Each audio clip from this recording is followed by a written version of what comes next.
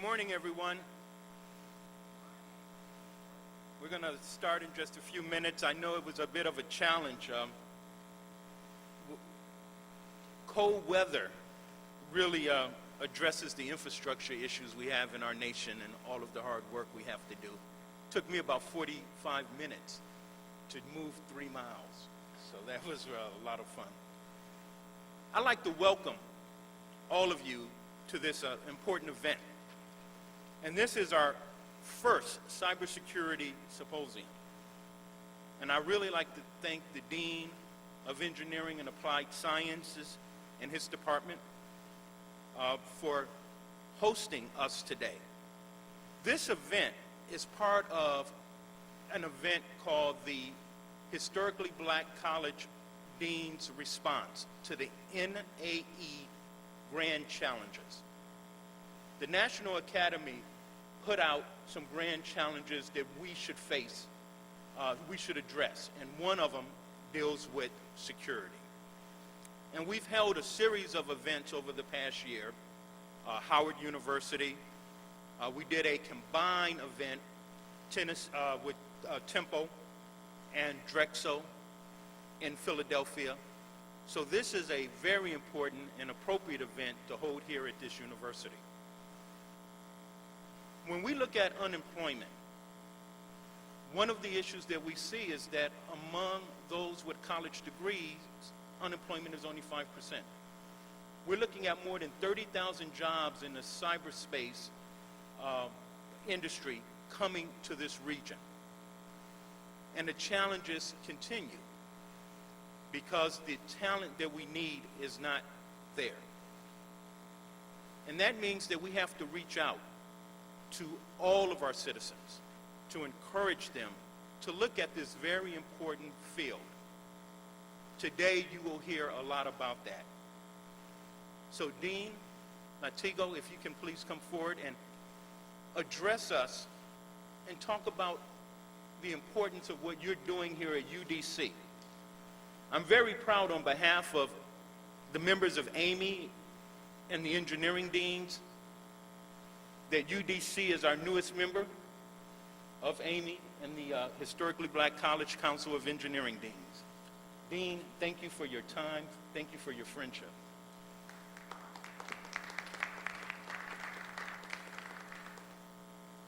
Thank you, Tyrone. Good morning. Good morning. Welcome to the University of the District of Columbia,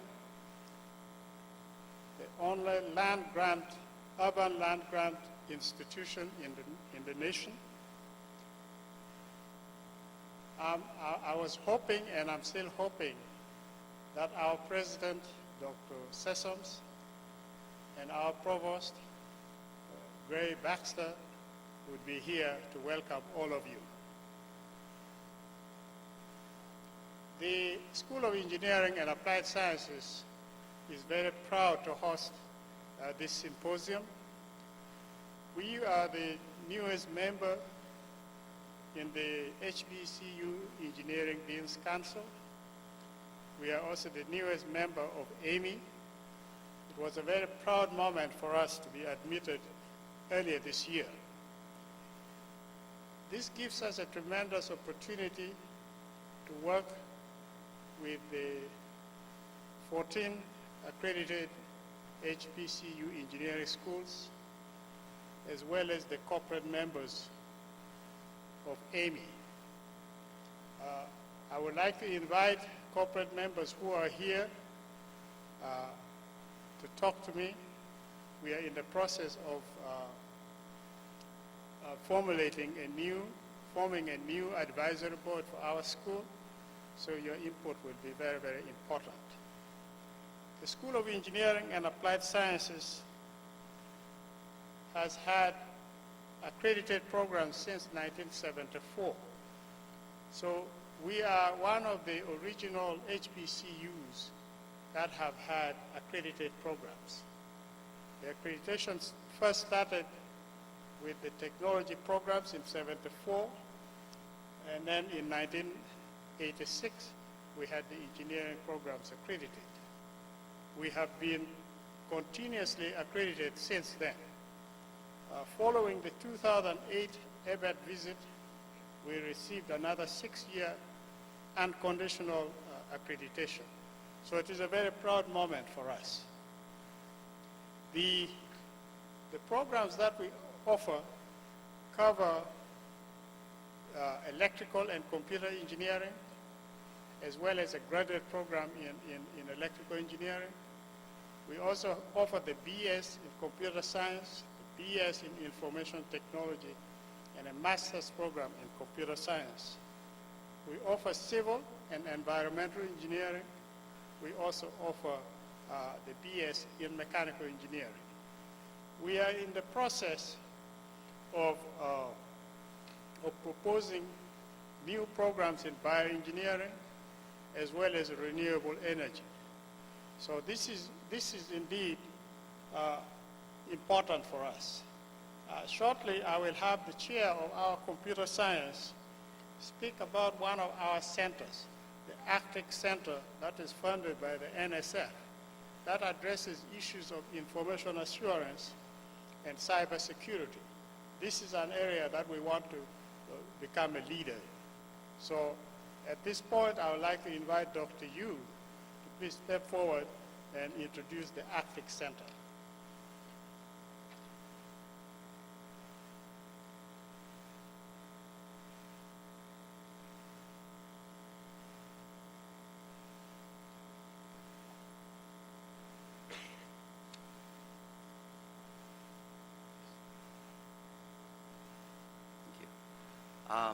My name is Byung-gu Yu. I'm the chair of computer science and IT here at UDC. It's my honor to introduce our center for research and education in information assurance. Our center is called Arctic Assurance Research Center for Trusted Information Computing. And we are NSF-sponsored research and education center, founded 2009, and we have our counterpart in Colorado called CRISP. And we've been developing courseware to attain CNSS 4011 and 4012 standard courseware certification in information assurance. And we've been building partnerships with other industry and government entities. Our partners include IBM, Alliance Sciences, all on the DoD 5-year IDIQ program vehicle called SNIM, Software, Network, Information, and Modeling.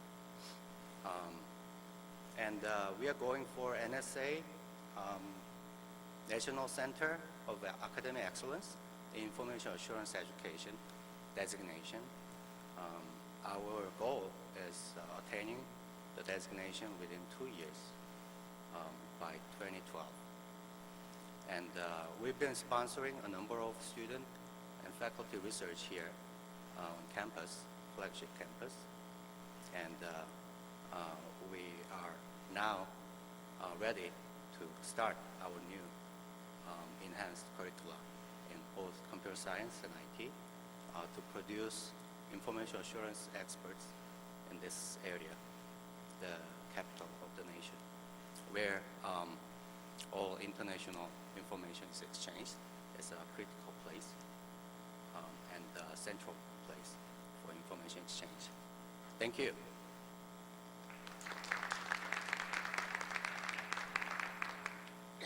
Thank you, Byung-gu. This is going to be a busy day for me. I have to catch a flight in about 3 hours. So I'm going to take this opportunity to thank members of my staff in the Office of the Dean for working with the Career Communications Group to make this symposium a success. I'd like to recognize Dr. Leku. Dr. Leku? Dr. Leku is the chair of electrical and computer engineering, and is also acting as the assistant dean. Any of the staff in the office of the dean here? Mavis? I guess they are back in the office. Thank you.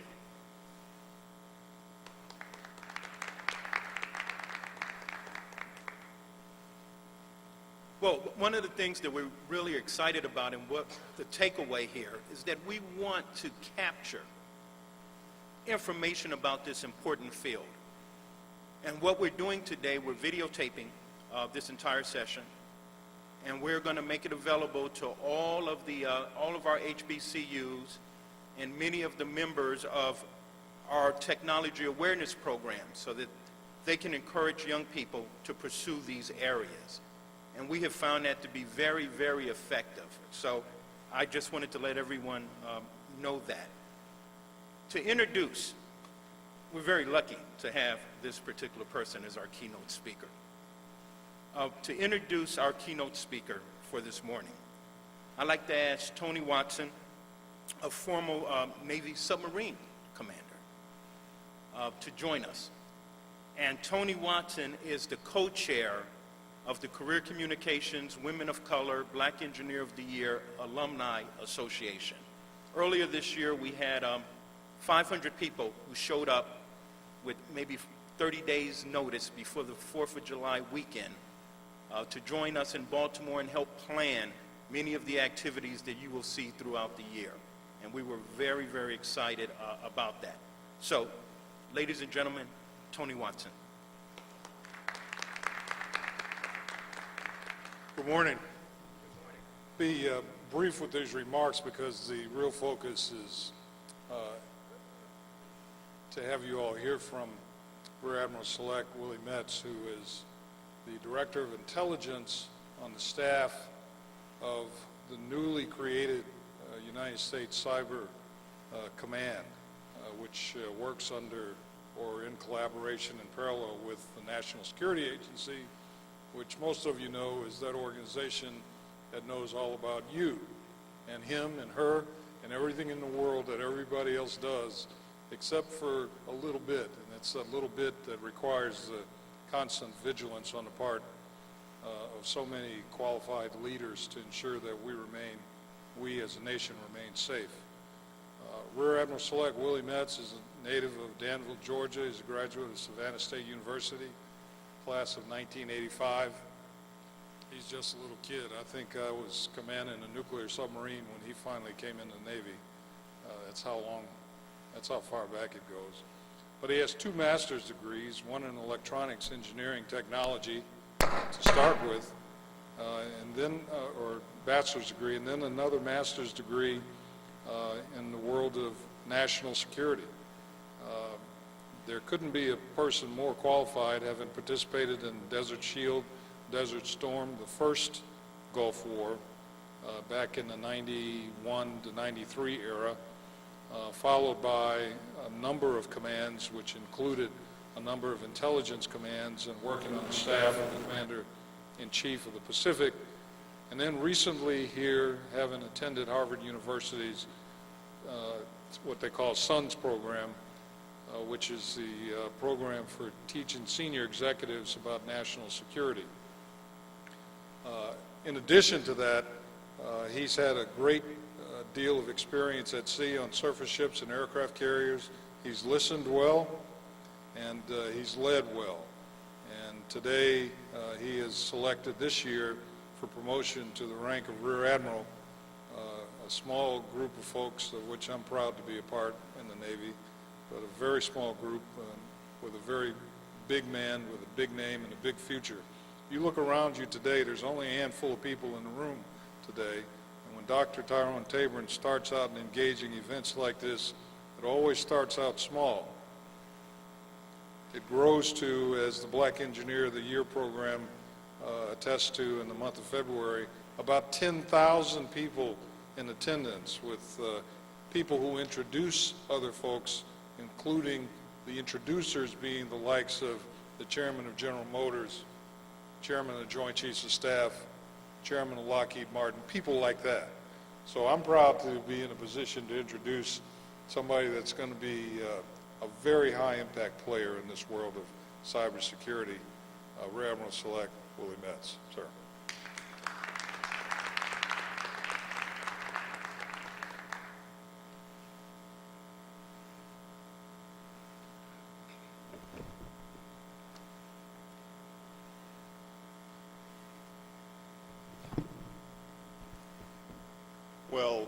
Admiral Watson, distinguished members of the University of District of the Columbia staff, thank you for that kind introduction. I must say that I don't feel as young as you specified, and quite frankly, you know, even though you said 1985 was just around the corner, it doesn't appear so for me or for my children, who often remind me how old I really am.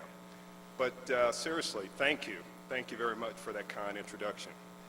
And thanks to those that are sitting here today for allowing me to have a conversation with you about the importance of cybersecurity.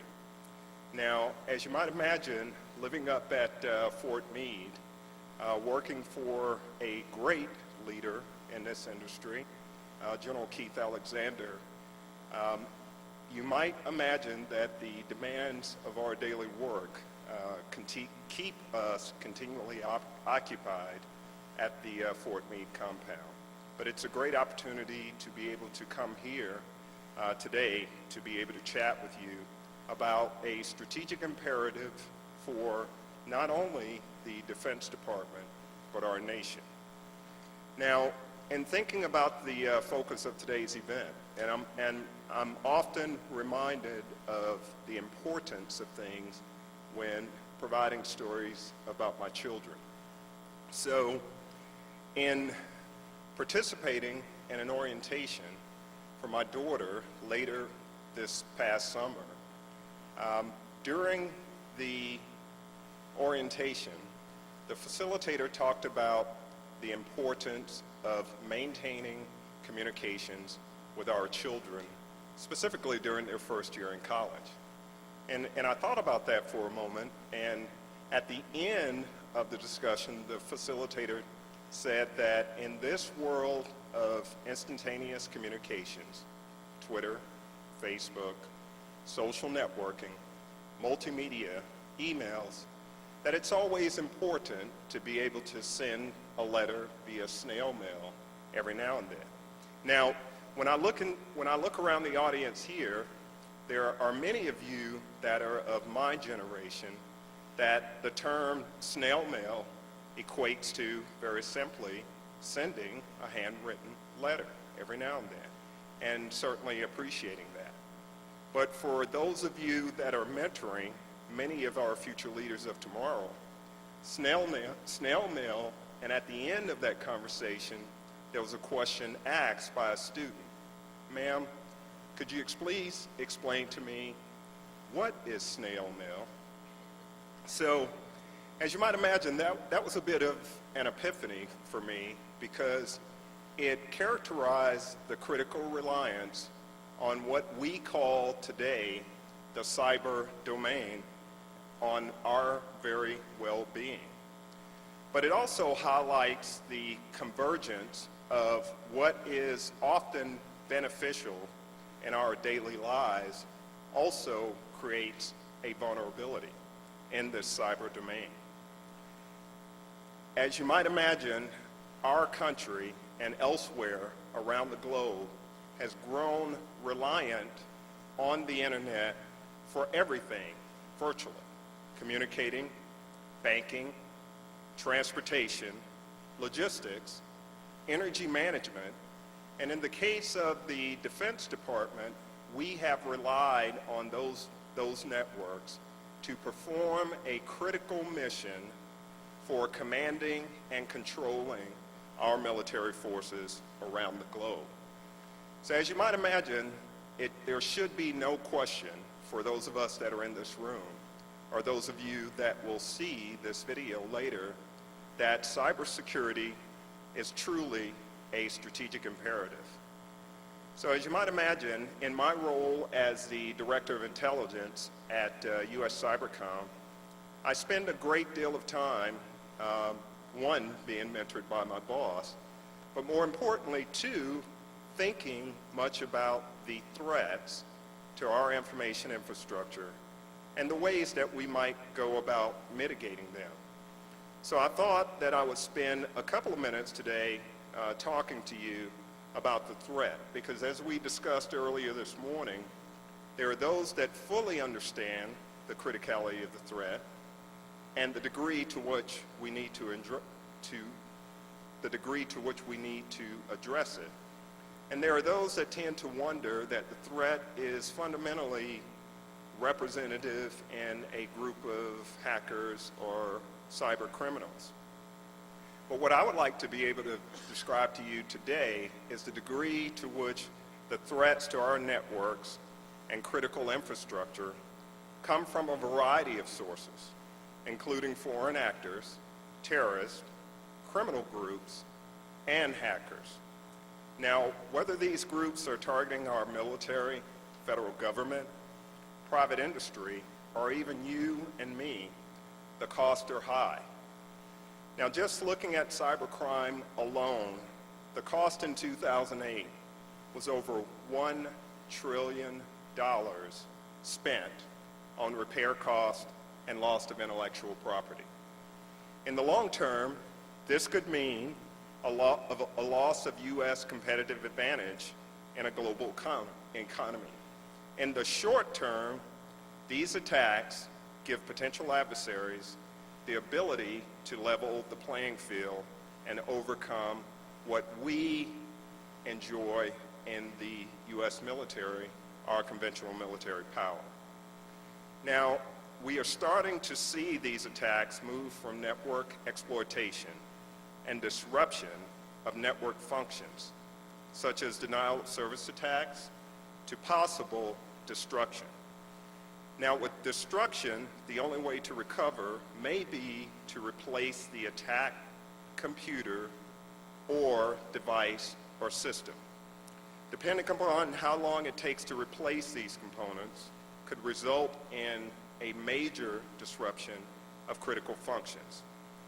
Now, again, to the younger generation, think of what would happen if we had to resort to the use of snail mail only, again, for communicating. I joke, but this is a very serious matter. And in the Department of Defense, we have taken it very, very seriously. We cannot afford the long-term loss of command and control and other critical systems, especially when those systems impacted are in a war zone or combat zone. Now, I would offer you a recent article that was written by our Undersecretary of Defense, Undersecretary of Defense Lynn. Now, this article was in the September-October version of Foreign Affairs magazine. Now, Secretary Lynn describes how in 2008, the U.S. Defense Department suffered a significant compromise of its classified military computer networks. Now, it began when an infected flash drive was uploaded into a U.S. military laptop at a base in the Middle East. The flash drive's malicious computer code, placed there by a foreign intelligence agency, uploaded itself into the network run by U.S. Central Command.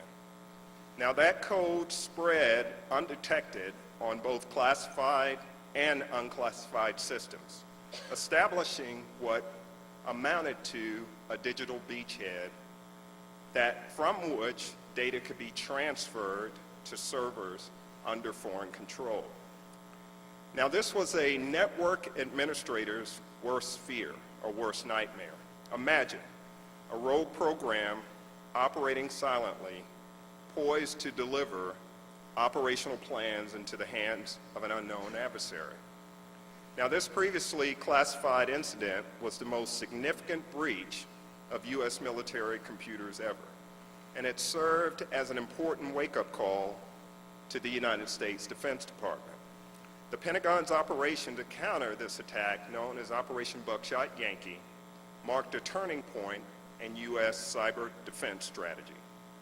Now, over the past 10 years, the frequency and sophistication of intrusions into U.S. military networks has increased exponentially. Every day, U.S. military and civilian networks are probed thousands of times and scanned millions of times. and the 2008 intrusion that led to Operation Buckshot Yankee was not the only successful penetration. Adversaries have acquired thousands of files from U.S. networks and from the networks of U.S. allies and industry partners, including weapons blueprints, operational plans, and surveillance data, which is critical to the operations specifically of our U.S. military. As the scale of cyber warfare has threatened the U.S. national security and the U.S. economy has come into view. The Pentagon, in response to this, has built layered and robust defenses around our military networks and inaugurated the military organization where I now serve, U.S. Cyber Command, to integrate cyber defense operations across the military for over 15,000 networks around the globe. So as you can imagine, this is no trivial task and serves as the primary driver of our daily focus at U.S. Cyber Command as the threat in cyber continues to evolve. So what does this mean? What does this storyline mean to those of us that are gathered here? In order to address the threats within the cyber domain, the development of technology solutions in itself is not the answer. Automated solutions combined with a cyber-savvy workforce will be necessary. Because even though it is a technology-driven environment, technically adept and trained people are still our number one asset, as I've discovered in my short time on board at U.S. Cyber Command. So in my world, it's okay and it's good, quite frankly, to be a technologist. Or as my exec reminded me when we were preparing the remarks today, it's okay to be a geek in the cyber domain. And so this is why we are here today. Whether the military, civilian government, or private industry, success for all of us in cyberspace will require everyone to be a bit tech savvy. I say it every day, and I wholeheartedly believe cyber is truly a team sport. So I want to encourage you all that are here today, and those that have an opportunity to see this via video, to continue and consider joining the team. The nation cannot be successful in cyberspace without a technically adept, trained, and highly motivated workforce. People like many of you who are here today and our students here at USDC. I want to thank you again, Dean Atigo, and the members of your staff for allowing me to talk a bit about cybersecurity today. And I look forward to seeing many of the students that you are producing to be successful in this arena and the workforce in the future. Thank you. Thank you very much.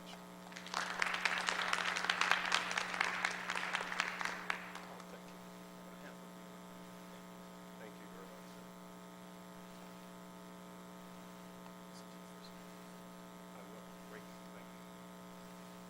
Well, you're going to see that, it's funny. Every time we do something at Career Communications Group over the past 30 years, it always seems to be the Navy that starts off with us, and then everybody else rushes in later. And that's certainly what you're going to see today. I would like to ask the moderator for our panel, Zach Tudor, who is a former Navy officer, to please figure out how to get up here. Let me tell you, when we looked at this event, we knew it was going to be a tough time because of the finals. But we just celebrated National Awareness Week, National Awareness Month for cybersecurity.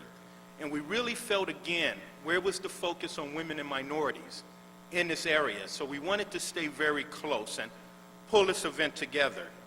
With that said, we have some incredible partners and some incredible people who, with very short notice, are sitting on these panels. From Northrop Grumman, one of our lead corporate sponsors, we appreciate as well our sponsor of Black Engineer of the Year, Lockheed Martin. I know this is a busy tax time, and we have someone from the IRS here, and you're going to become my best friend. But with that said, I'd like to bring up our moderator for the first panel. Zach?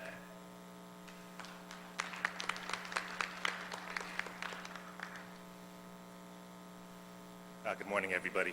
I'm very happy to be here, and especially with the panelists that we're going to have today, some of whom I know and others that I'm very excited to meet and work with today. First, I'd like to introduce Devin Bryan, who is the Deputy Associate CIO for Cybersecurity at the Internal Revenue Service. I believe we have some chairs up there. Devin, if you could come up. Round of applause.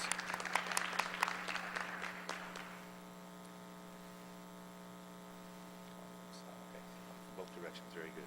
Next, Perry Carter, President of the Black Data Processing Association of Washington, D.C.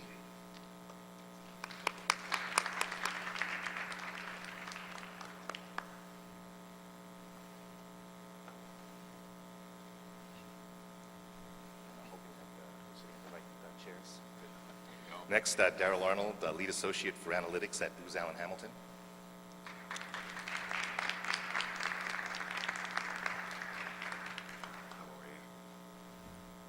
And last but definitely not least, Diane G. Miller, Director of Operations of the Cybersecurity Group and Program Director of Cyber Patriot at Northrop Grumman Corporation.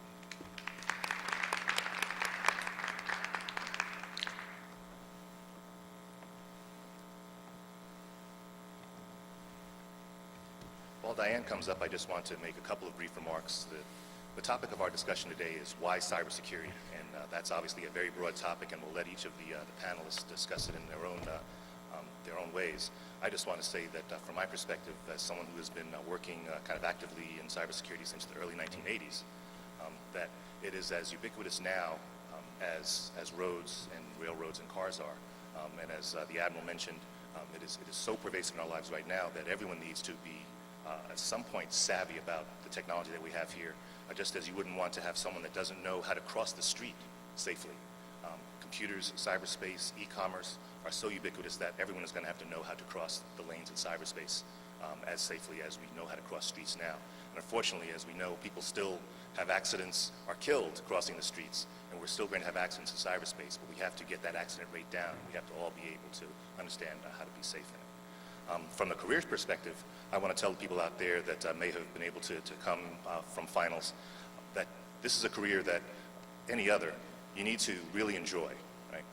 I think that every job that you do, you have to do very well, either because you enjoy it or because you understand why you're there. Not every job is enjoyable, but there's a reason for being there. As we said, we were all in the Navy, Admiral Metz. Sometimes you just have to do a job and that it leads to something else that you want to do later. Right? You do all those jobs well. You don't just do the jobs you like well. I happen to be very passionate about working in cybersecurity. I enjoy the technology. I enjoy the people. And I know that the panelists feel the same way. So first I'm going to put Devin in the hot seat. And since he is from the Internal Revenue Service, and this is kind of the slow period, after January, he has to start really thinking about what's going to go on there. Business is a little slow right now. Business is slow. But as the Congress passes those tax increases, you'll be getting so much more money to work with. That's a huge assumption. Yeah, I know it never boils down to you, but from that broad topic, why cybersecurity? Can you tell us how you feel about why cybersecurity? Thanks, Zach, and thanks again for having me here. I think the Admiral did a really tremendous job of painting the landscape and to really establish the imperatives for cybersecurity, not just from the military perspective, but also the civil government and business perspective. So, the way business is traditionally done, the way governments operate, the way we interact as online citizens have essentially been dramatically transformed, with the advent of the technologies and innovation in cyberspace. But with that comes, of course, the risks from cyber threats. And so, at the service, the way we do tax administration has drastically changed. We've grown increasingly reliant on our interconnected systems to deliver the IRS's core business of tax administration. So, I mean, a couple of years ago, I'm sure you guys would remember having to wait for weeks to get the status of your refunds or the stimulus check and so on and so forth. Now you're able to do that almost in near real time via our electronic catalog of services, if you will. And that's just, that was our initial foray into providing more citizen-facing services. Of course, our approach has to be very measured because, again, of the evils lurking in cyberspace. I mean, for us, in order to do more with the American taxpaying public, we have to be able to verify beyond the shadow of a doubt, quite frankly, that the person at the end of that browser is, in fact, who they say they are. And so with what's happening right now with, the malware out there like Zeus and the many variants of Zeus, that certainly gives us some cause for pause in what we provide and how much electronic interaction we allow with perhaps one of the most sensitive repositories, sensitive personally identifiable information, really, in government. And so, we're taking very measured steps, balancing that against what we see as very real risks from the threats from cyberspace, be it, the lone hacker, organized crime, or even nation-sponsored activities. We certainly remain very concerned about the insider threat. Again, with the repository of sensitive personally identifiable information that we have to make sure that we are exercising the right degrees of due diligence to safeguard and maintain the public trust and confidence that you guys have each year when you give us your information. The general also alluded to the fact, to the snail mail analogy, and that is very, very true for us because, quite frankly, electronic tax really is where we are headed. And so if we lost that trust and confidence in folks being able to interact with us electronically, and I think over 70+% of taxpayers right now who file electronically were to revert and try to send us paper, we would be totally overwhelmed.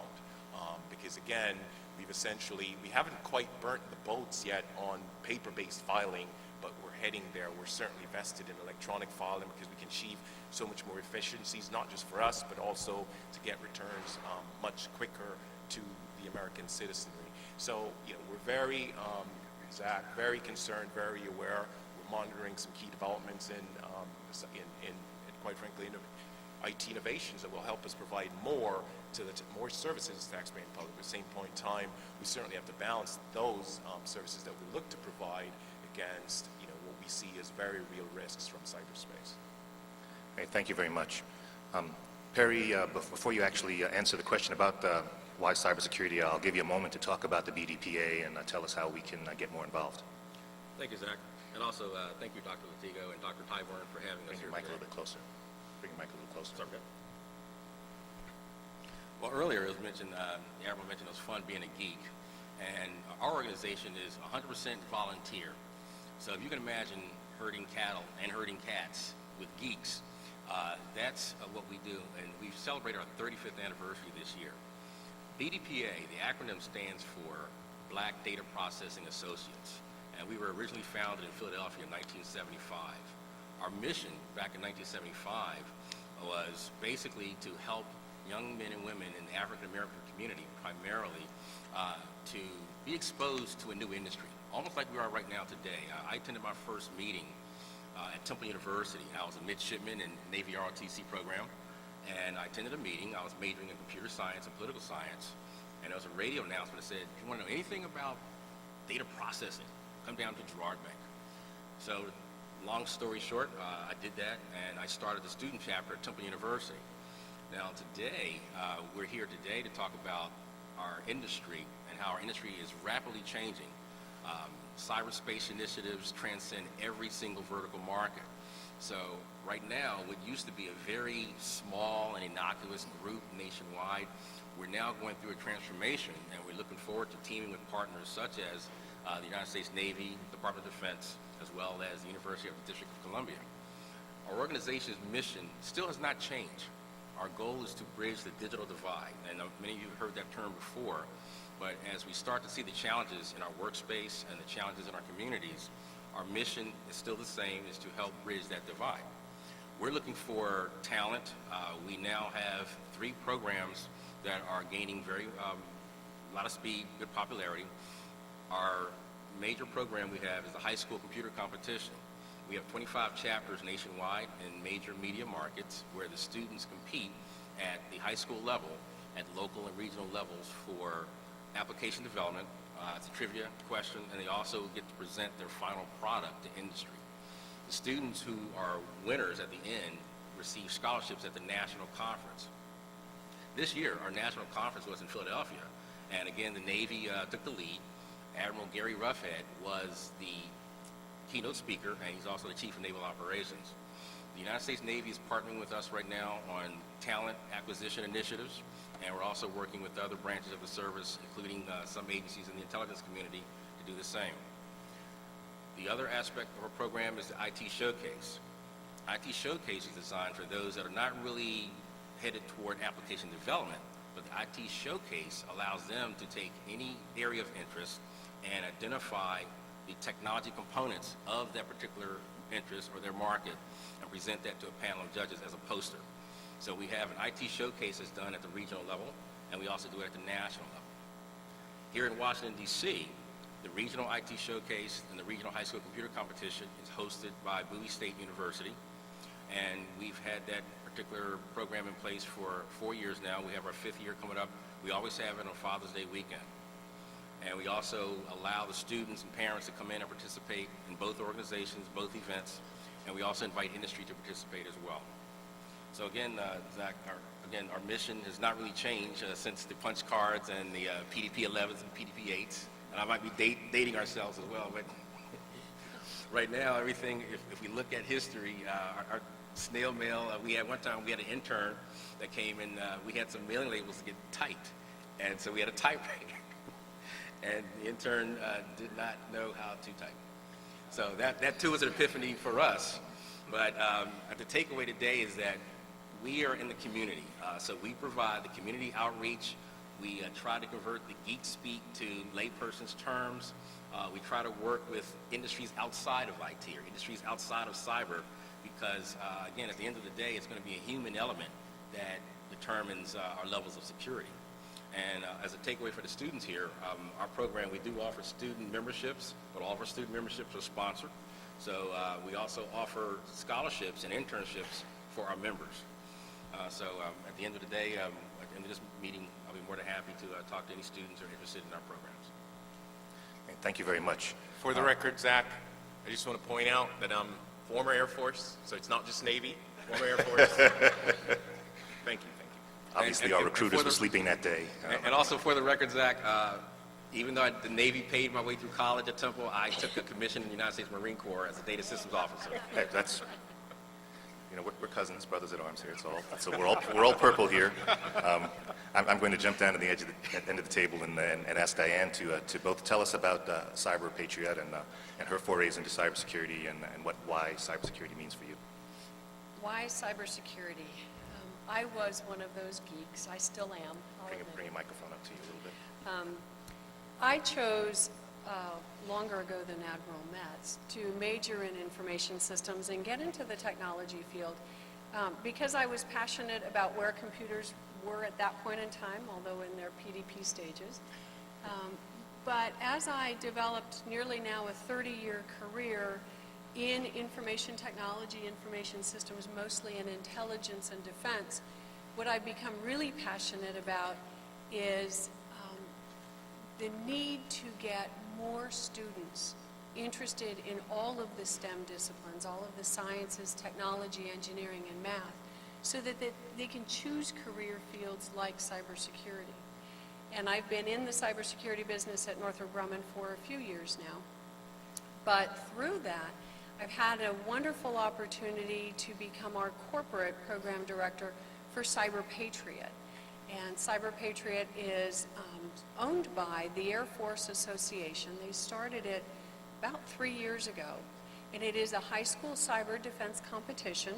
Teams from across the United States, and this year we have the Virgin Islands, Puerto Rico, Guam, and Japan also participating, go through competition rounds. The final competition is here at the National Harbor Gaylord in April, and we will be offering scholarships for students there as well. A lot of high school students fascinated with the field of cybersecurity and are looking for what they can do there. We, in October, as part of National Cyber Awareness Month, held an education workshop, and we invited 200 high school students west from Loudoun County to here in the district. We had a whole group of students from McKinley Technical High School. And they came and they learned about what they can do now in high school to build up their interest in cybersecurity. We also had a workshop about what we, Northrop Grumman, and frankly all of the industry, is looking for as these students are coming out of college. We talked to them about characteristics and attributes we look for in our new hires. We talked to them about high school, and where they go after that, and colleges that offer wonderful, wonderful curriculum in information assurance and cybersecurity. We had our university partners there, 8 different universities, to talk about their curriculum. So it was a wonderful day for the students to really learn more. And, you know, by the time these students are in about 7th or 8th grade, they're selecting kind of their fields of interest. They know what they're good at, they know what they're not so good at. And we're trying to encourage them into the STEM disciplines, and especially cybersecurity, just because I think it's a really cool field to be in. But I think for me it's all about a critical need across our nation, and as so many people have said, it's not just in defense and intelligence. It's all of how we operate every day in our cyber-enabled world, and protecting our information and our identities, and helping our children understand that as well. Last week, I went to a 4-day course that we offer internally called Cyber Academy, and we're doing this as part of our way to internally increase the awareness for all of our employees about cybersecurity, but also to, if you will, re-engineer some of our workforce. And it was fascinating to learn not only defensive and offensive kinds of activities, but we spent a good deal of time on the last day, how to protect our own home computers. And that's where I really learned a lot as well. So there's so much to learn and so much you can apply in your everyday life, and encouraging students to get into this field is what I'm passionate about. Thank you. One of the things that have been coming through here is the talk about competitions. I want to talk about that a little bit later, and also about getting more talent into the field. I have a flyer up here from the SANS Institute. It's the 20 coolest jobs in information security and how they make a difference. And I think our last panelist here, Daryl Arnold, is one of those people that are in one of the cool jobs as a cyber analytics professional. Please tell us what it feels like to be one of those 1,000 or 10,000 cyber experts nationally. Thank you. No pressure. I'm going to start a little bit and just to try to explain about how I kind of got into the cyber field. I'm from Austin, Texas. I got my undergraduate degree at Howard University in Washington, D.C. I went on to get my master's degree at Georgia Tech down in Atlanta. Took a job with Lockheed, basically working on C-130J aircraft and the avionics systems. I was very happy with that job down in Atlanta until a company called, that I never heard of, called Enron gave me a call and made me an offer I couldn't refuse. So I moved to Houston, and they had hired me to work and take a little bit of a job, a little career change. I was an electrical engineer by trade. I kind of got into network engineering by working under Enron's broadband systems, which was at the time a very innovative arm of the company that was looking to do several different things. One included they wanted to be able to stream. We had a big contract with Blockbuster, and they wanted to be able to stream their entire movie catalog via the internet, kind of the same thing that Netflix is doing now. Keep in mind, this is back in the early 2000s, so it was a bit ahead of our time, wasn't very successful. But it gave me the training, and it kind of opened my eyes to basically how the world was beginning to evolve into the cyber domain. So I was very interested in that. I did a lot of additional training, took a few more jobs. I'm sure you guys heard about what happened to Enron. So I took a job here and there. I ended up actually moving back to the area with the Department of Defense at DIA as an analyst. And at the time, I was hired for my engineering background because DIA had a lack of engineers who had networking experience.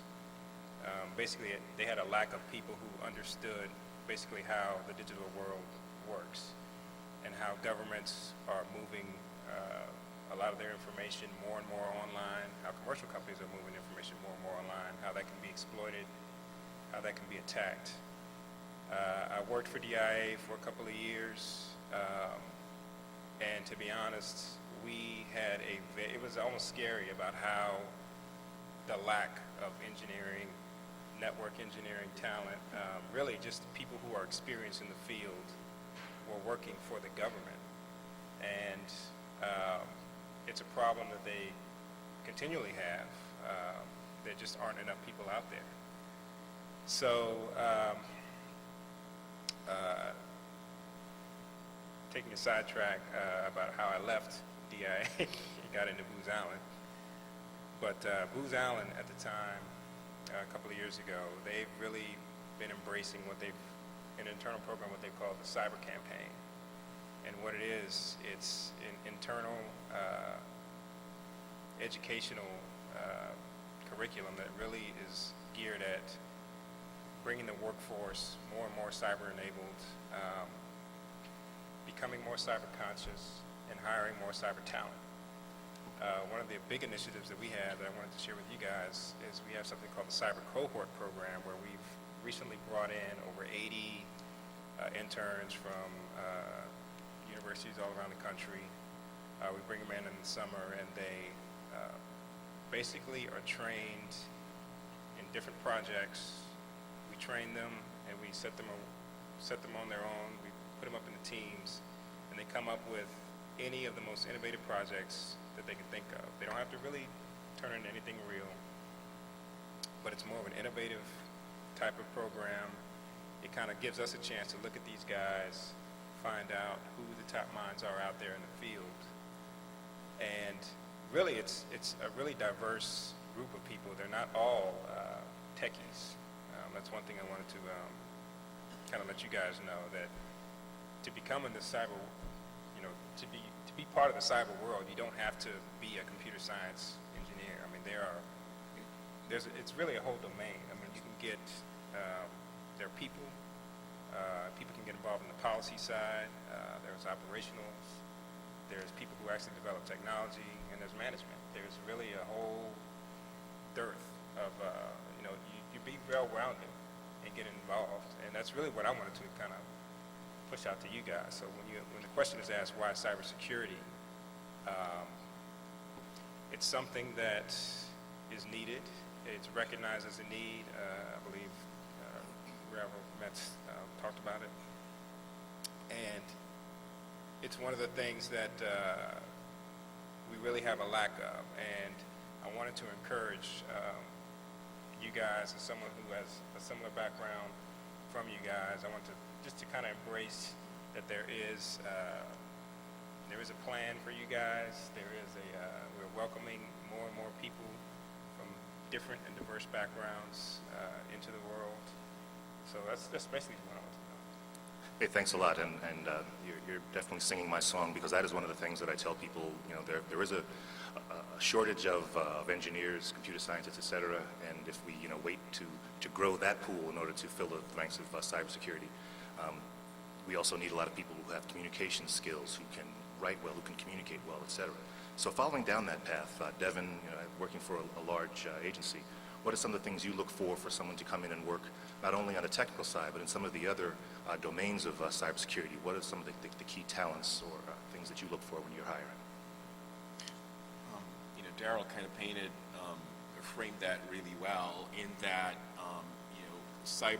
the discipline of cybersecurity is very diverse, and, we certainly need, the wireheads, the folks who are going to be looking at, the packets flying across the wire, trying to make sense of, which ones are good and which ones aren't, which ones should raise a trigger, so you call somebody at 2 a.m., which ones, require a bit more triage than others. So we certainly have a need for that. We have a lot of need for those, right? The forensic experts. But, as Daryl said, we certainly need folks who can, think broad picture. We need the policy folks, we need the analysts, right? So in terms of what we look for, we certainly look for, folks, right now, based on our immediate needs, we certainly look for folks coming, from a background of computer science, electrical engineering, math, right? And then, we kind of groom them to where our most pertinent needs are. We certainly look for, the journalism majors as well, because that's typically where we get the best writers. And so, we certainly, our immediate needs kind of, drive us towards selecting more technical candidates.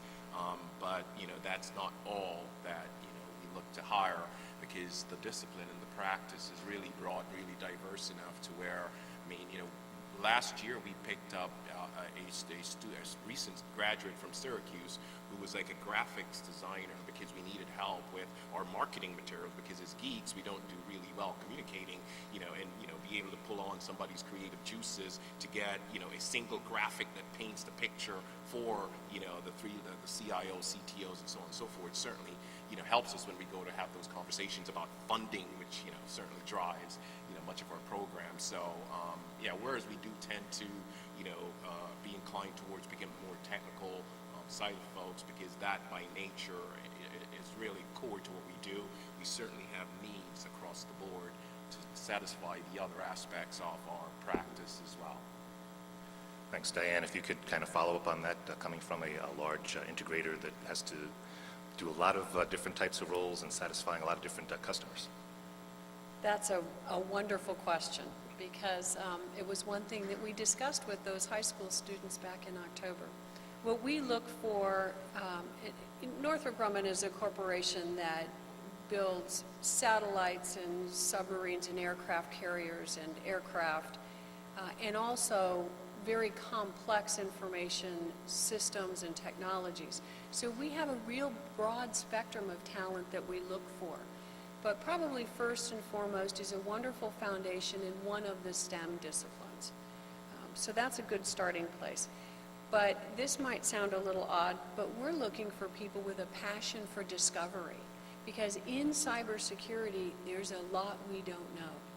And so that ability to kind of think outside the box, this sounds a little odd, but in order to build a very effective cybersecurity defense, you really have to understand offensively how the opposition thinks. You have to be able to anticipate how to best build your systems so that you can defend against hacker attacks, whether from nation states or organized crime or hackers. And so we look for people who have that curiosity and the drive to stick with it and stay with a problem as you're coming to resolution. That's a wonderful skill for people who choose to go into computer forensics, for example. We like people who are collaborative in nature, because I can tell you, in the field of cyber, it takes multidisciplinary teams to really think through how to build a solution or how to think like your enemy might in order to anticipate how you're going to move forward. So people with an ability to work well in teams, collaborative in nature, to share all the ideas, really fresh sparks of ideas. And so one thing that we do is, frankly, we're looking at the students who participate in Cyber Patriot and looking at those as, maybe the next generation of cyber defenders and students that we want to stay in contact with. as they pursue those careers. So kind of the same attributes you think of for wonderful employees in all disciplines, but a little bit of a spark of that innovation, curiosity, and ability to think outside the box. Yeah, thinking outside the box is definitely important. I want to talk about some of the people that participate in the competitions. You know, one thing, in working with the U.S. Cyber Challenge and Karen Evans' group, they talked about a study when there are these different cyber camps, cyber challenges, et cetera, that are done in person. They're dominated by males, 80 to 90%, even higher males. When they did online competitions, for the first time, they had a large percentage of women participate in the competitions. They just didn't like the interaction with the male teams. It became football, in the internet as opposed to a collaborative event. And a group from Spelman University, a group of women from Spelman won that cyber competition because it was online and they were able to do it their way and not have to do that. I have to tell you, we had a cyber game that we've developed. It's a 10-minute game that we take to trade shows. And we had the 200 high school students play that game in October. And I kept track of the top 10 scores because I wanted to give them a little gift. And as I was reading off the candidates for positions 2 through 10, it was getting a little discouraging. It was one boy after another coming up to collect his award. But the top scorer was a girl, so I felt really good about that. So that's one thing. We also have to be innovative in our innovative approaches to be able to be more inclusive and reach women, people with different language capabilities, et cetera, because sometimes the geeks don't want to be up in public in that competition. They might want to do that role in the background. But Perry, if you could talk about some of the folks that you've met there doing the competitions, and also, I don't know if you kept track with any of them, as Diane mentioned, how are they doing as they go past the competition stage? Well, Zach, they're doing extremely well. In fact, our co-captain last year as a female, she has a scholarship right now at the Bowie State University. And I want to point out is that we encourage schools and universities and community colleges to get involved because that's where we do meet the people. And most importantly, as professors and those of you that are going to be in the training realm, you have a very excellent target-rich environment when you see these young men and women competing as early as middle school and high school. We encourage also going out to the science fairs. And right now, even in my kids, the science fairs are still 2D, two-dimensional. I'm still going to Staples buying cardboard sometimes just to help my kids. I said, you know what? Why don't we let's take a look at iPad for an example. And the same work they're doing, put together, for lack of better words, a PowerPoint presentation and putting it on a two-dimensional display. We encourage the students to say, okay, just take it to the next level. That being said, we find more women are getting involved now because it is collaboration. And they like working together, and we have, one of our challenges is that we have a lot of introverts. They do not want to come out to public, they don't want to come out to competitions. So we're now trying to say, okay, let's find a way to have fun with this. And we're finding that a lot of the women are having fun right now, young ladies, and they're getting scholarships. And again, I don't want to be a journalist, but we find that the young women have GPAs north of the men. And they're able to get the scholarships and internships a lot faster than some of the young men that we work with. It was mentioned earlier by Darrell about journalism. I think Devin also mentioned as well. Prince George's Community College, we're working with the journalism students there. We're putting together newsletters now. We say, hey, send me an article, a caption, something that happened in your community, something that happened about cyber defense, cyber security, or something that happened in your community that's a positive story. We need writers, people from the liberal arts side to get more involved as well. And the last piece I wanted to mention is that we're now, our conversations that we have had with defense contractors and Department of Defense, we're now looking to get students to participate in competitions nationwide. You have something called Top Coder, for an example. It's an international competition in Las Vegas every year. We want students to actually go out and just look at it, participate, and then find a way to come back and weave that into the high school or the junior high school. And we're also looking for colleges and universities to take the high school computer competition that we have and take that to the collegiate level and make it just as popular as the Final Four or Sweet 16. Now, to answer your question, we do track the student. We have a high school computer competition alumni group, which we go to first. Just like Diane alluded to, we go, every time we get a call for entry-level positions, scholarships, internships, we tap into the high school computer competition alumni first. We know them, we've seen them work, we know their GPAs are north of 3.0, and that gives our sponsors inside track to that top talent. So again, we do maintain a collaborative environment for our young men and women. We follow them, and also some of them now are in positions where they're now starting to hire interns. This program's been around for 25 years, so it's starting to actually build upon those successes, and it's very diverse. It's extremely diverse, and we encourage young men and women to find any aspect that is of interest and participate in the competition, even though they may not be writing applications or doing a poster presentation. Hey, thanks a lot. Well, I want to kind of go into a different track for just a second and kind of talk about how we feel about the jobs that we do. I know I love working at SRI International. Like I said, I've been doing cybersecurity for a long time, and I get to work on a lot of projects and with a lot of people that really make a difference. And Daryl, if I'll point to you first, you know, what gets you excited about the job? What do you like? We won't talk about the hard stuff right now. Let's just talk about the reasons that we really enjoy this and recommend it to other people. One of the things that I really enjoy about what I do is I get a chance to be creative. Right now, my job is basically to come up with come up with answers that solve problems for the U.S. government.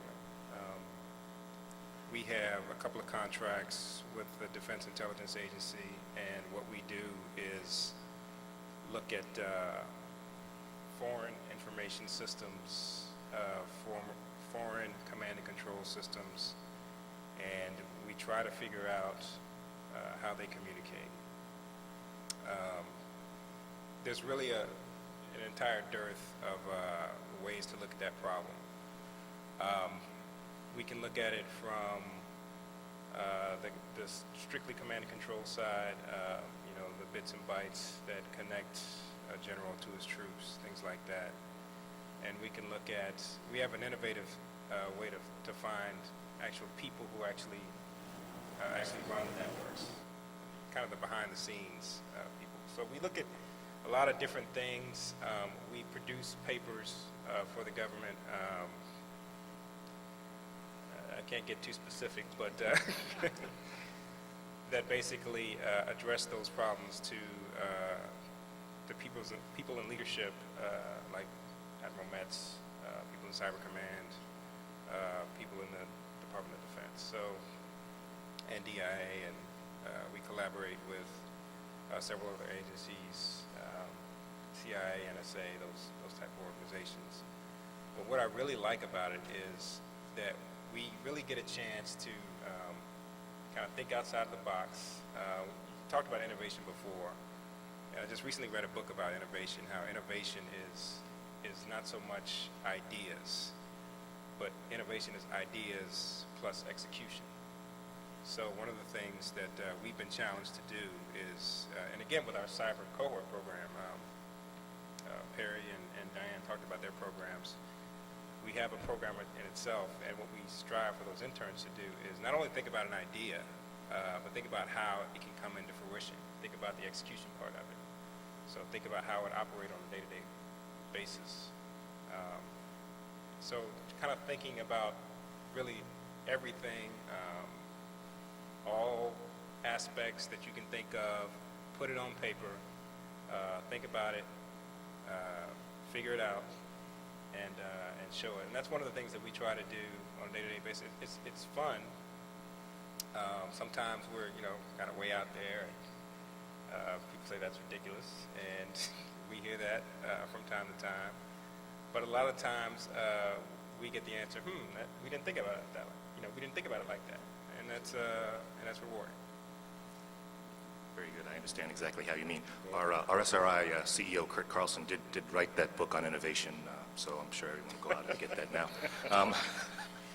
And you know, but you mentioned that though. One of the things that he talks about in there, one of the things that we actually do every Friday, we have a seminar for an hour and a half called Crazy Ideas, and the lab just comes in and just talk about crazy ideas, and every now and then one of them can pan out to something.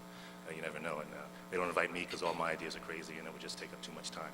But Devin, if you would kind of talk about some of the things that you like most about the job. Well, that's easy because I like everything about the job. So at the more operational level, I think, as I'm not quite in the trenches anymore. You know, I now do a lot of meetings and projections and people stuff. And Yeah, Darrell did mention even the need for managers, so, you know. Yeah, yeah. So, you know, I'm not, you know, I don't have my eyes on the wires looking at the screen, see, trying to make sense of what's flowing. But, you know, I certainly get jazzed from doing that type of work or being involved in that kind of work. So, you know, when the troops come in and they found something that, leads to something else or is an indicator of other things, that's certainly getting the juices flowing. At the more, strategic level, the business of the IRS is about, bringing in the $2.7 trillion that really funds this great nation that makes America great. So we say we fund freedom. And so, the folks, the 400 or so folks in the cybersecurity organization of the IRS, making sure that that information is secure, that, we can guarantee to as much as we can the confidentiality, integrity, and availability of that information certainly gets me jazzed. So again, strategic, tactical, and operational, there is, and also just kind of, bringing folks in, because at the end of the day, it really is about the people. It's about the people who are doing the work out there day to day in the trenches and helping them grow, watch them develop, and mold them into becoming the folks who will, step in behind me or my boss, the CISO, when we move on. That certainly, is truly rewarding. So I like all aspects of what I do. All right, thanks. And I'd like to remind the audience that there is a microphone down in front. If you have some questions, come stand up and I'll try to peer down there and recognize you. But in the meantime, for first Perry and then Diane, since you do spend a lot of time out there talking to kind of the future of our cybersecurity force, what do you tell a young person or someone looking to get into the industry? What they need to do? What are the top 2 things you tell them? Or if it's 3, tell me 3. But what do you do? And Perry, we'll let you go first. Ladies first. No, Okay. no. You're deferring to the lady from. I let the kids know that when you think outside the box, that first and foremost, they need to fully understand in our industry that box is moving. So if they jump, they need to jump very well, very far, so they can actually be outside of that box. And being in the tip of the spear in our industry, that gets everybody jazzed up. And I think everybody on this panel, we're all geeks. So we're very excited about the industry. And we also want the young men and women to know that there is an opportunity on both sides. We need to chase bad guys and find them and neutralize them, and bad girls. And we also need to have more games. The entertainment industry is evolving. It's coming it's actually in our living rooms now. And those are new careers. There are new industries being spawned as we speak. Facebook didn't exist when I was in college.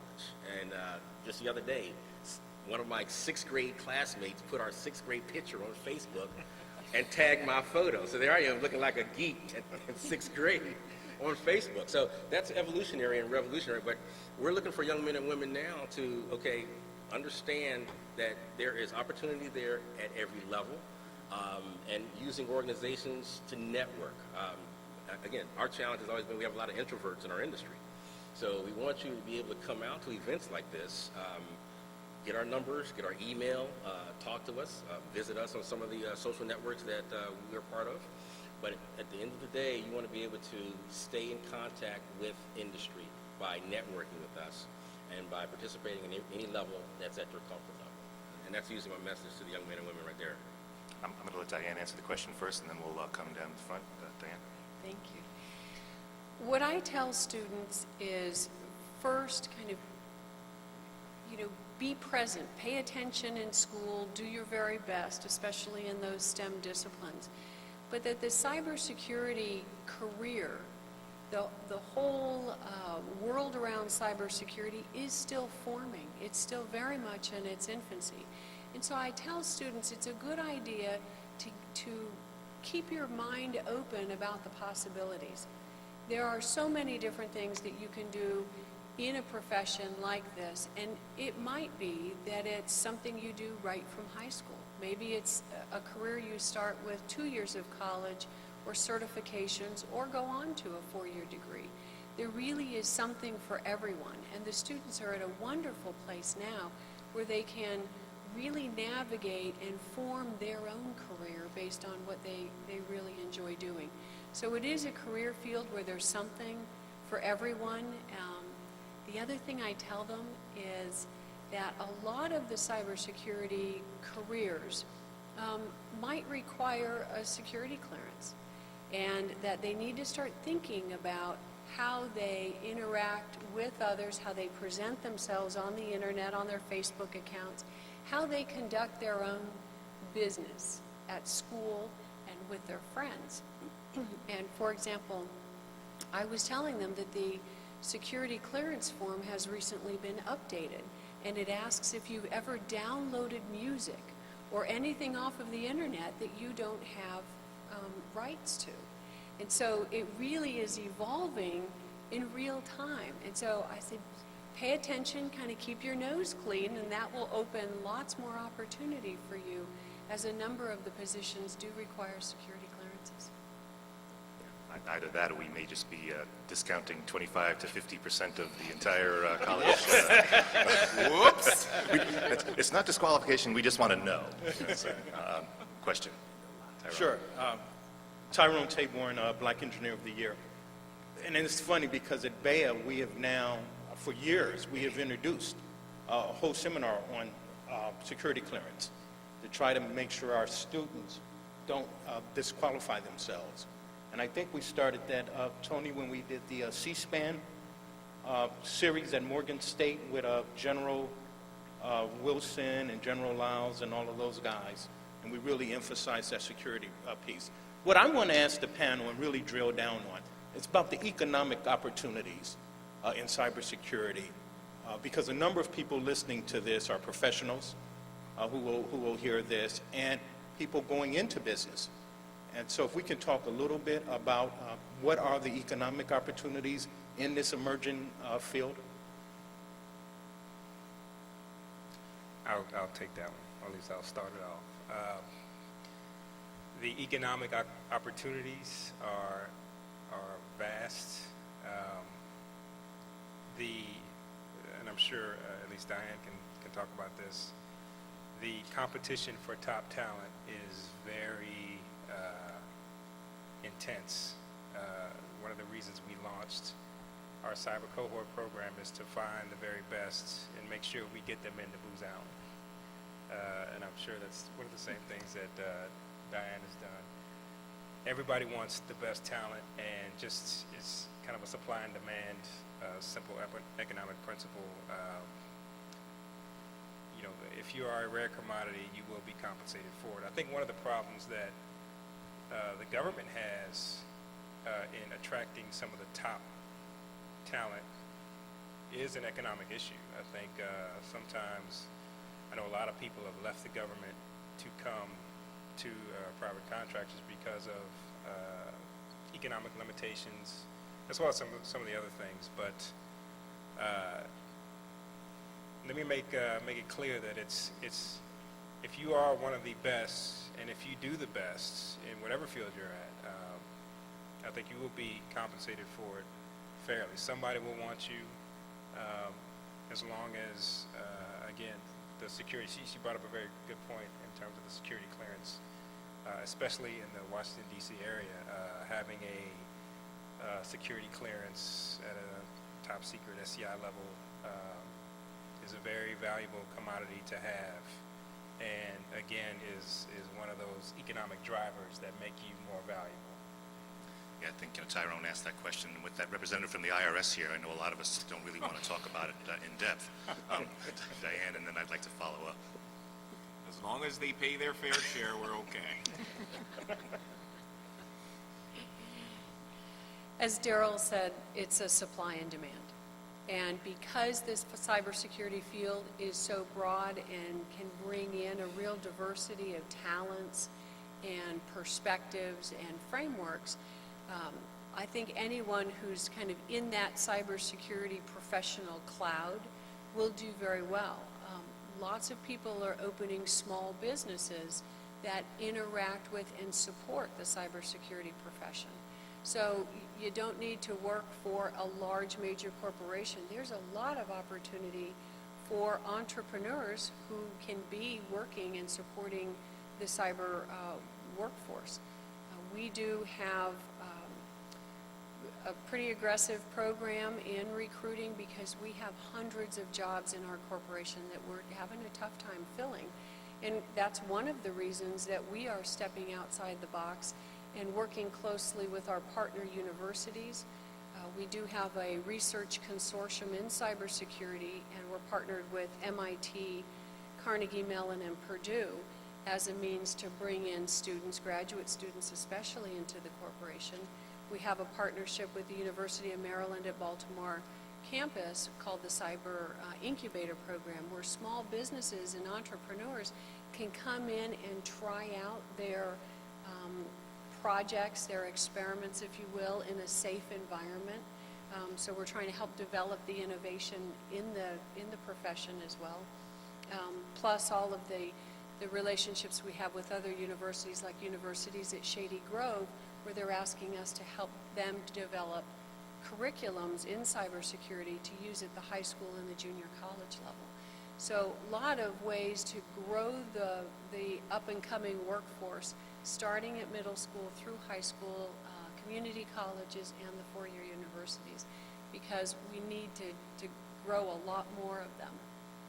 So I'd be remiss if I didn't make a plug for the Fed, because economic motivations aside, right, and that certainly is, very attractive, especially the folks entering the workforce.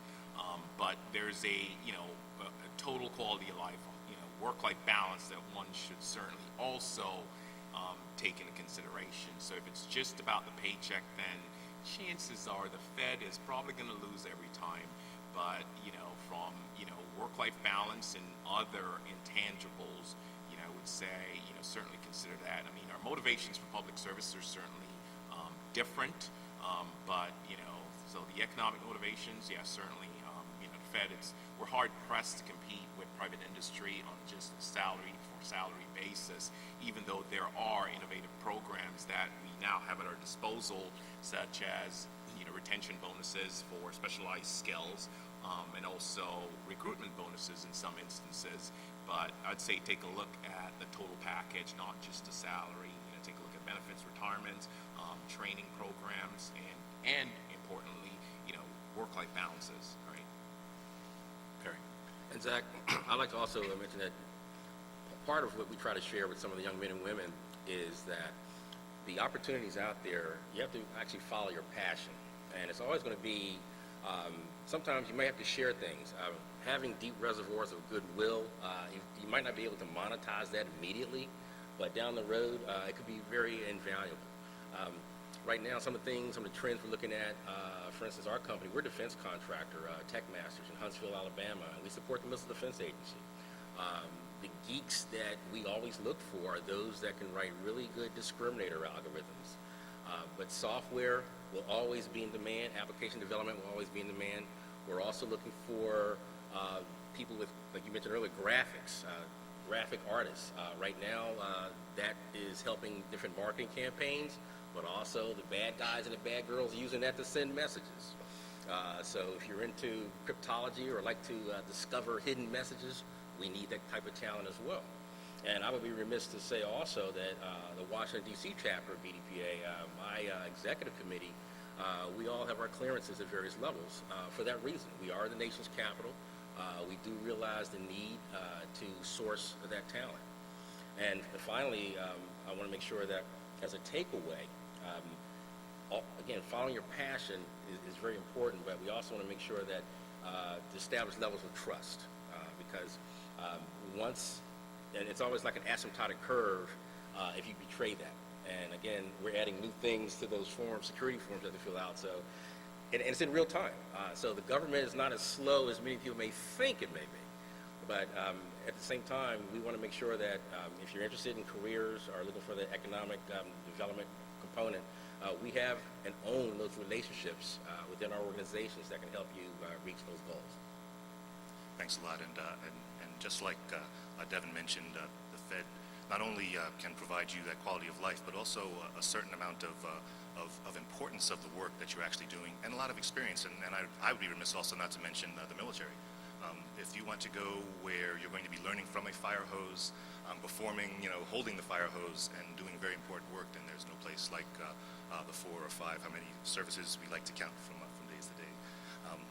But working at SRI, we also work a lot with a lot of venture capitalists, with a lot of innovators. The work that we do for Homeland Security is involved with helping a lot of the researchers, the principal investigators of those projects. So there are a lot of ways for innovations to come forward. There are groups like the Security Innovation Network, the American Security Challenge, that highlight these small businesses around the country and internationally. So if you're an entrepreneur, if you want to do your own thing, as was mentioned, there are lots of ways to come into this field as well. We have a question down in front. Yes. My name is Roy Palmer. I'm representing STEM students from the Prince George's Community College. And a question that I always have from my STEM students who are, okay, do you need to get a security clearance, do you need to be foreign, U.S. born, or can you just be a U.S. citizen? Because a lot of our STEM students who are very gifted are foreigners. Well, So they ask me, I can answer that. Yeah, you do have to be a citizen. You do not have to be U.S. born, but you do have to be I believe, at least a naturalized citizen. okay, thank you.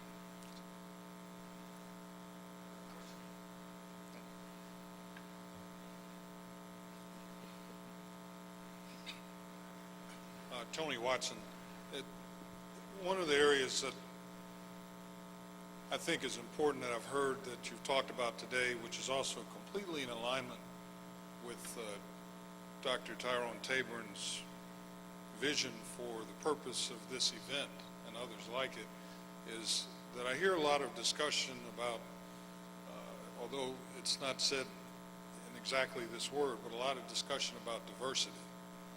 And I hear it in different contexts. You know, we had a contest and a woman won. That's a surprise that a woman won.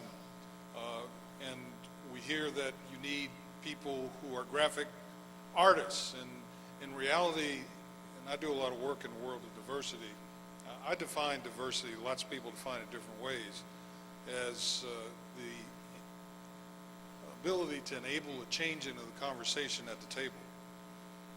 If you have a number of football players at the table and you bring a tennis player in, conversation is going to change. If you got a bunch of Marines at the table and you bring a Navy person in, conversation is going to change. Probably for the better in that scenario. But that's a joke.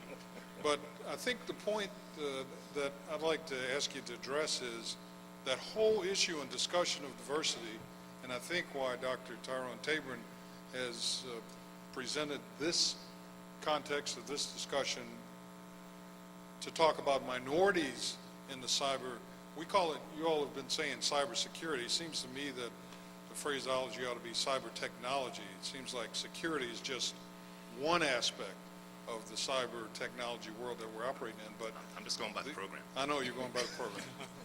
But what I'd like to ask, if you all could address, is whether or not the organizations have a purposefully engaged program of looking at the cyber technology team from a diversity standpoint, not counting the number of African American or Hispanics that would be involved, but recognizing that you need, if you're going to solve this problem, which will include having experts from, if you listen to 60 Minutes last night, from the Facebook side of the world, from the geek side of the world, from the black side of the world, from the Muslim side of the world, if that team is not put together in that context at the beginning of the problem, then you're going to miss, we are going to miss the hole that somebody's going to get through to make that cyber attack occur.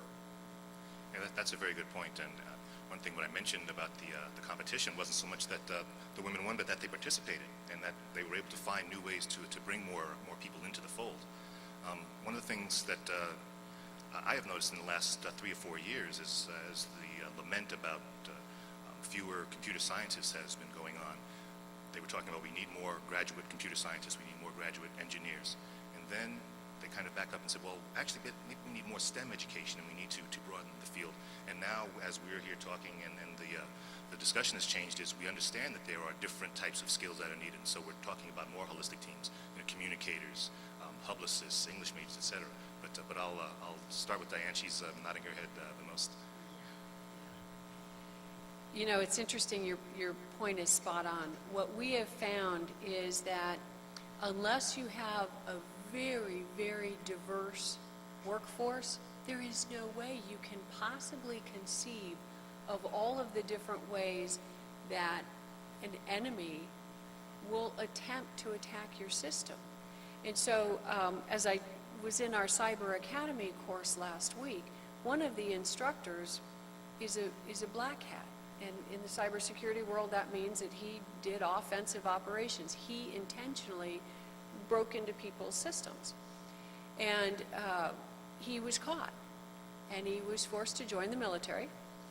And he took on a role with, and got a very high security clearance, took on a job where he could help the people defending the network understand all of the different ways that someone thinks, and it really is a very different way of thinking.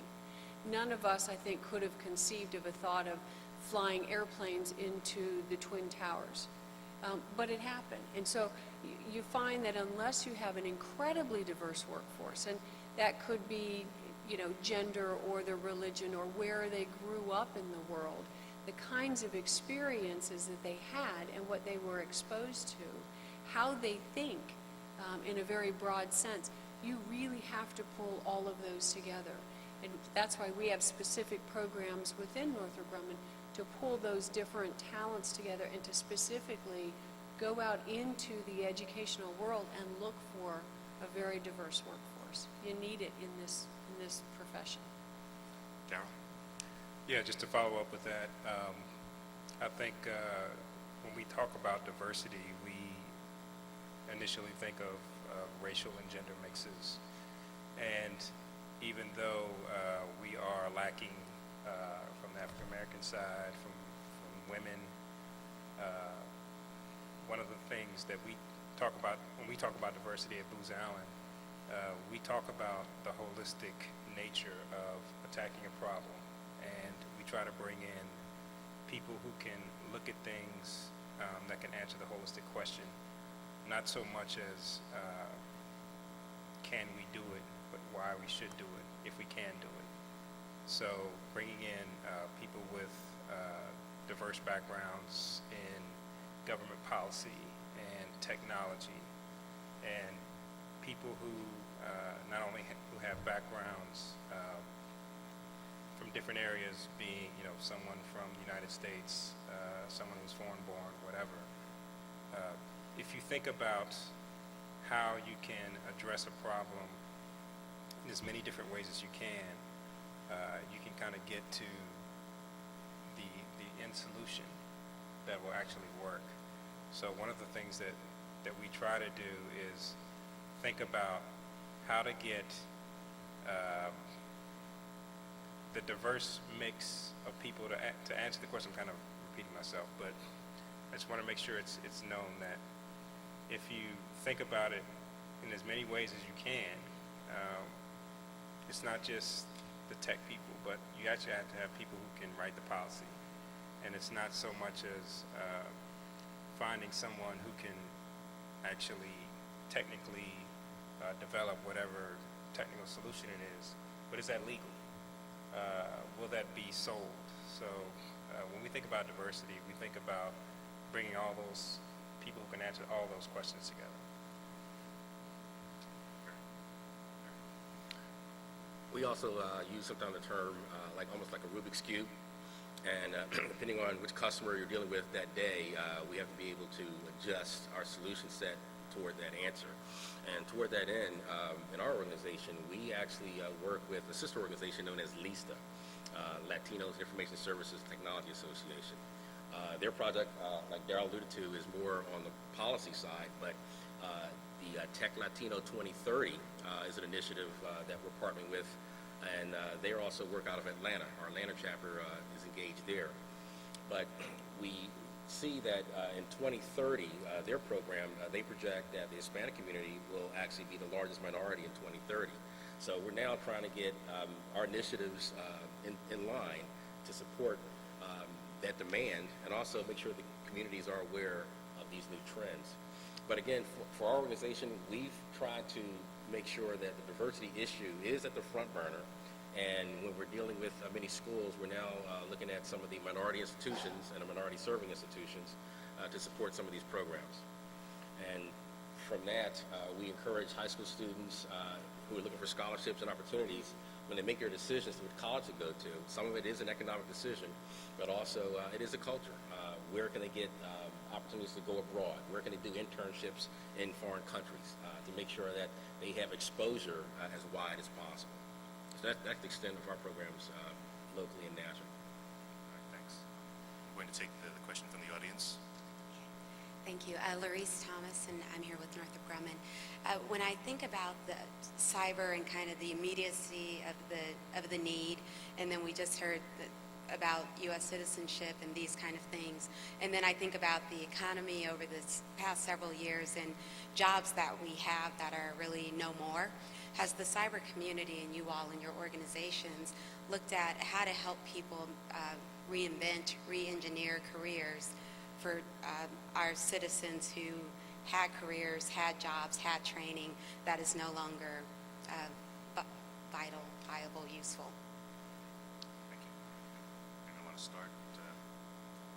Well, I'll just begin by saying that I've been working with a lot of the outreach efforts, as was mentioned earlier, with community colleges in particular, because that's one of the first stops, even for people with bachelor's degrees, when it's time for retraining, to be able to go to your community college and get immersed in a new domain and understand what the potentials are, what your own potentials are as far as capabilities, and to learn more about the job markets in a particular area. That's one thing that the community colleges have the pulse on your own community. You might go to the University of Texas or to Howard University and know that you're going to move anywhere in the United States. But if you live in Prince George's County, if you live in the District of Columbia, then you're going to go to one of those local schools and try to use those resources. And a lot of those programs are definitely coming forward, and there's a lot of outreach there. Not enough. Once again, it's hard with those limited resources that we're all talking about.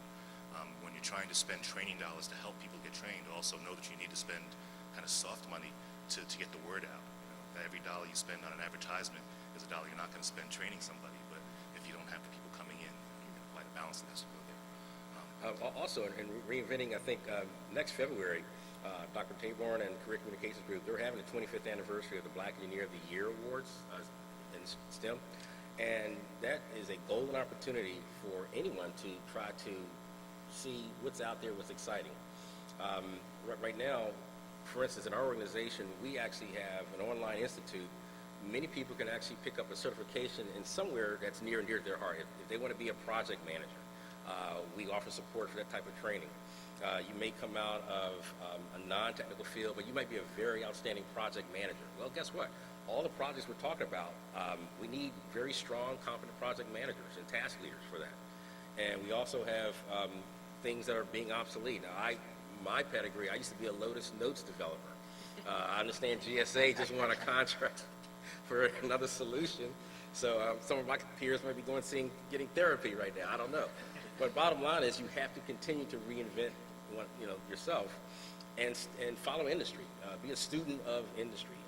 I know the Admiral mentioned earlier about cybersecurity, but being a student of industry and identifying one's passion will help open that door. And you can leverage all the relationships that you have here from all of our corporations to help open those doors.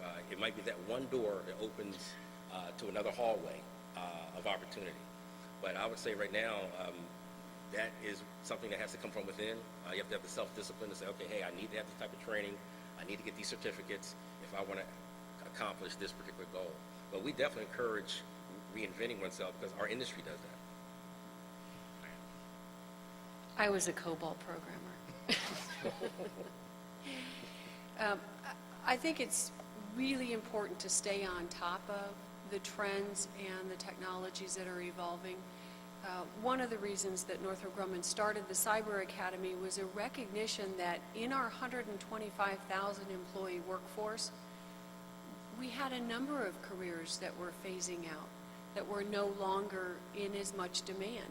And so we're affording this opportunity for our employees to learn a lot more about cybersecurity And so through all of the different curriculum that we offer internally, we want our employees to reinvent themselves and be ready to take on the new jobs that are out there in cybersecurity. The other thing that we really encourage is certifications. And so you can very much go to a community college or take some of the beginning courses and go through certification programs. There are so many of them out there now. And as a corporation, we financially support our employees for pursuing those certification programs and actually degree programs moving into some of the other areas that are more in demand now. So people who are out in the workforce and thinking about a career shift, certainly opportunities through adult education, outreach in their community, through their community colleges, and a number of the four-year institutions are offering a lot more courses now to the community where you don't have to be in a degree program. So lots of opportunities for reinvention. Daryl is Just- someone who, I'm sorry, as someone I who, was just- I'm sorry, I wanted to go to Daryl. I'm actually going to give you the last word, Devin. Sure. Okay. Daryl is someone who has actually changed kind of fields as you talk to this. One of the things I think that is very important, and Perry kind of alluded to it, is just really being cognizant of what's going on in the cyber world. Just following it in the news, online, on blogs, wherever you can. For me, when I pretty much changed my careers, it was more of an opportunity for me as opposed to a need. So I actually took advantage of that opportunity. But for someone who was maybe skill set has been phased out and maybe wants to change their careers, again, I don't think you need to re-enroll in a computer science curriculum, but really being cognizant, and then you could probably get involved on the policy or management side, and maybe embrace those skill sets if you feel like you don't have maybe the technical know-how that maybe some of the other people have. So, Devin, you're going to close us out. Oh, well, I was just going to echo everything, the rest of the panelists said, but I'd kind of just phrase it slightly differently. It goes to the heart of what Perry said, that, you have to take control, right, of your own destiny. So, one can say success happens when preparation meets opportunity, right? But the only component of that equation that we can control is preparation, right? So, knowing where the market is going, know what the, key skills and abilities are that's really hot in the market, really marketable, and preparing yourself for those opportunities, I think, really is a part of that we can all control. It's the only part of it we can control is a preparation component. So I just, kind of emphasize that. It does take some self-awareness. I mean, Google really is your friend, really, so, well, okay, let me caveat that. But Google and other search engines can certainly give you an insight into, the information out there, information security certifications that are hot. I mean, granted, certification is not the begin-all, end-all. It's not the ultimate litmus test, but it's certainly an indication. And, if you have 1,000 applicants for a single position, you have to come up with some filtering criteria, and chances are you're probably going to look at those that are certified first.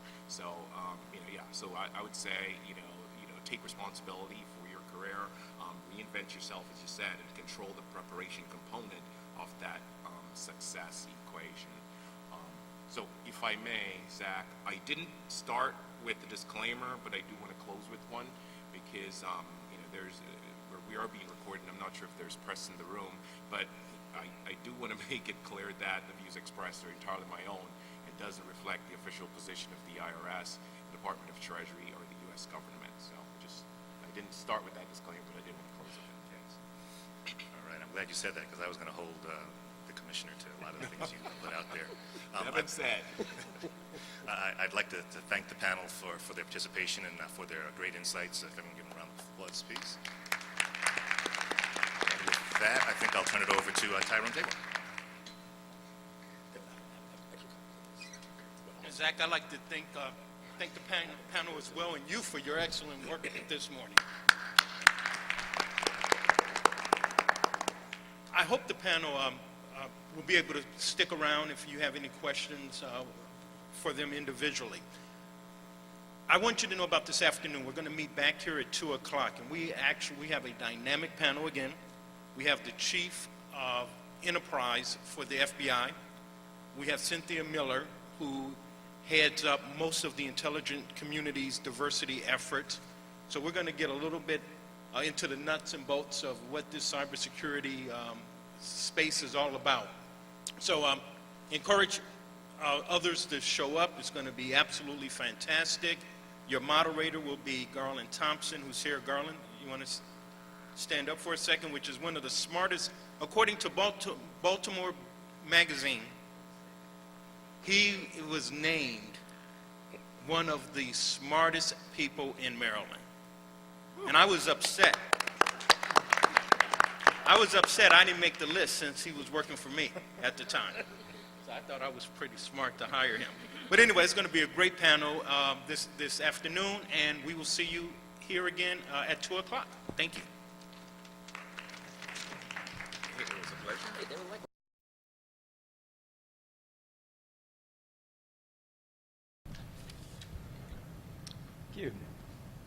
Good afternoon. Wait a minute. Good afternoon. Ah, they're waking up.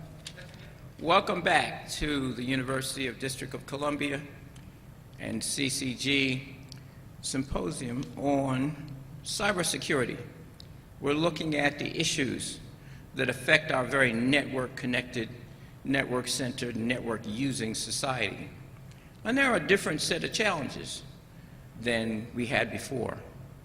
We've had some talk earlier about what it takes to get in this industry, and we're going to continue that, but we're also going to look at some of the specific areas that are threats.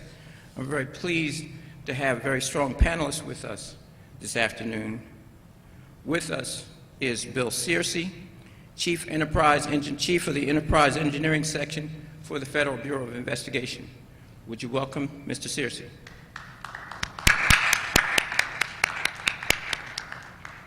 While he's making his way to the stage, we also have Charles A. Williams, President of Intercross Incorporated, which is an IT consulting firm handling all kinds of cybersecurity issues. Please welcome him to the stage.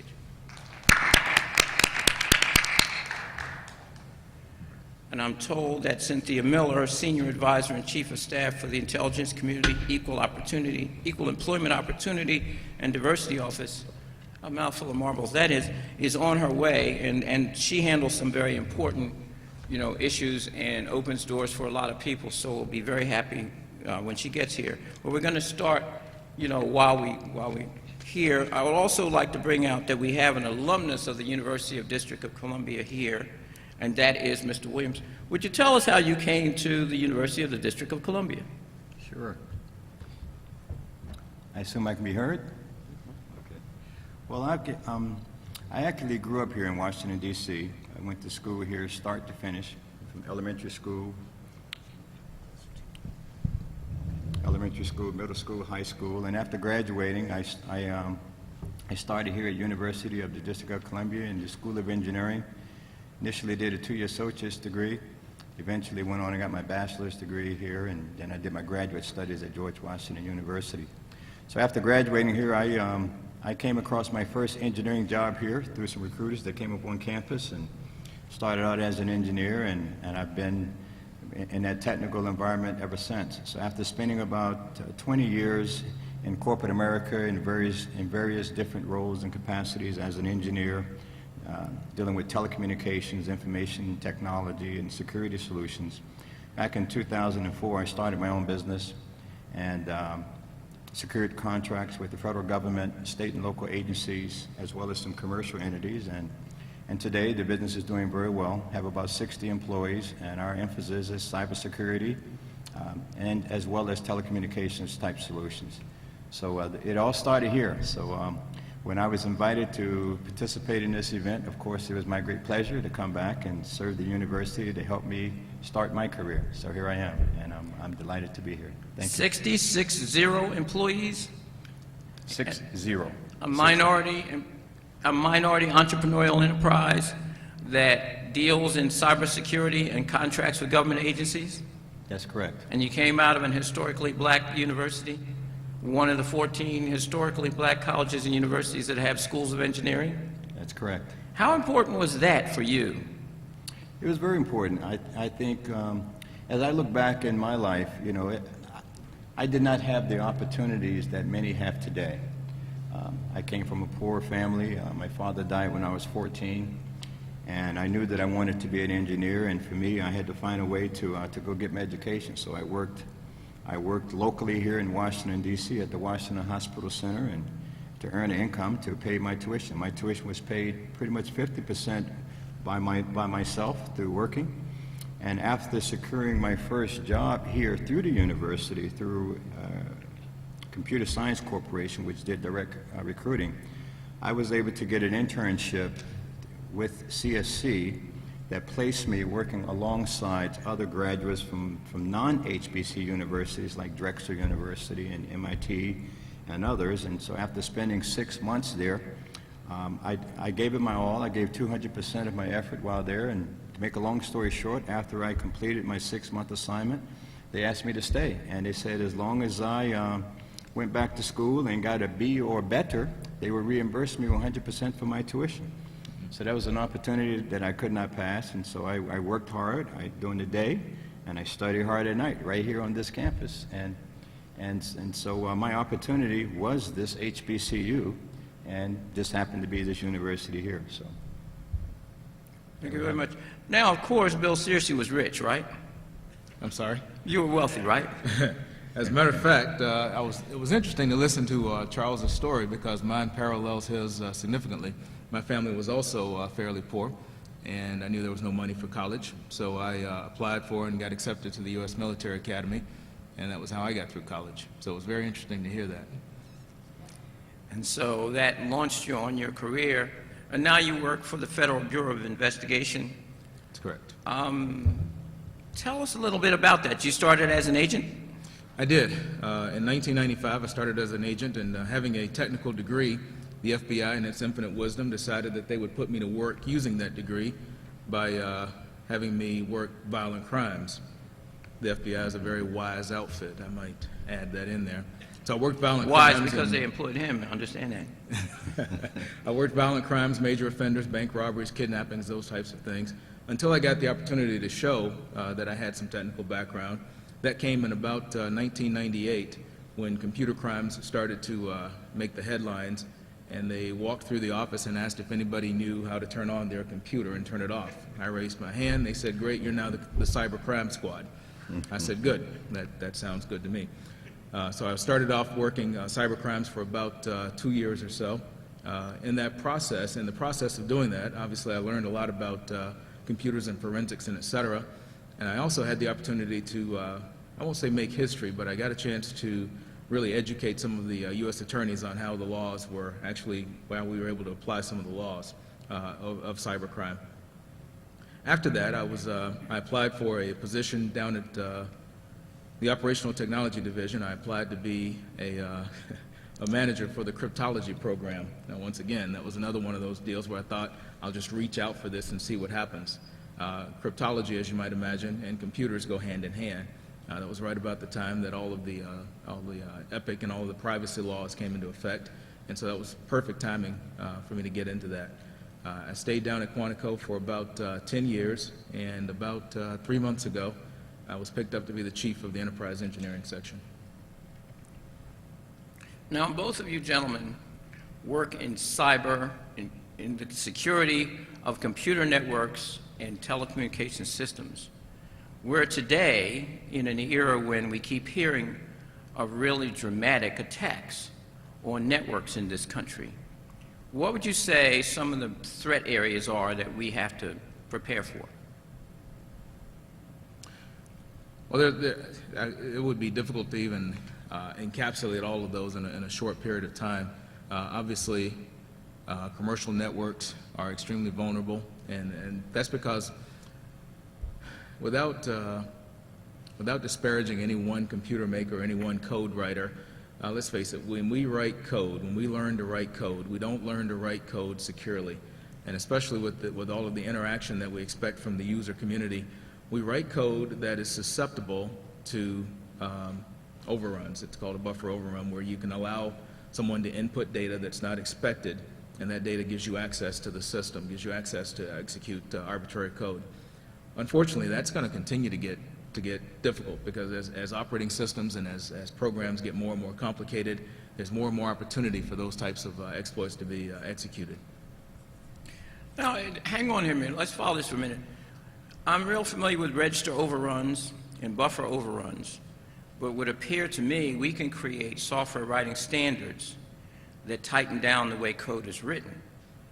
But then other avenues open that allow malicious individuals or even state actors to reach in and trouble our computer systems.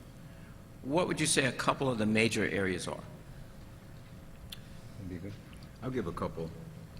You know, in today's environment, first of all, I agree with Bill here. There are numerous varieties of threat vectors out today in the form of infrastructure, the actual communications systems that carry the data.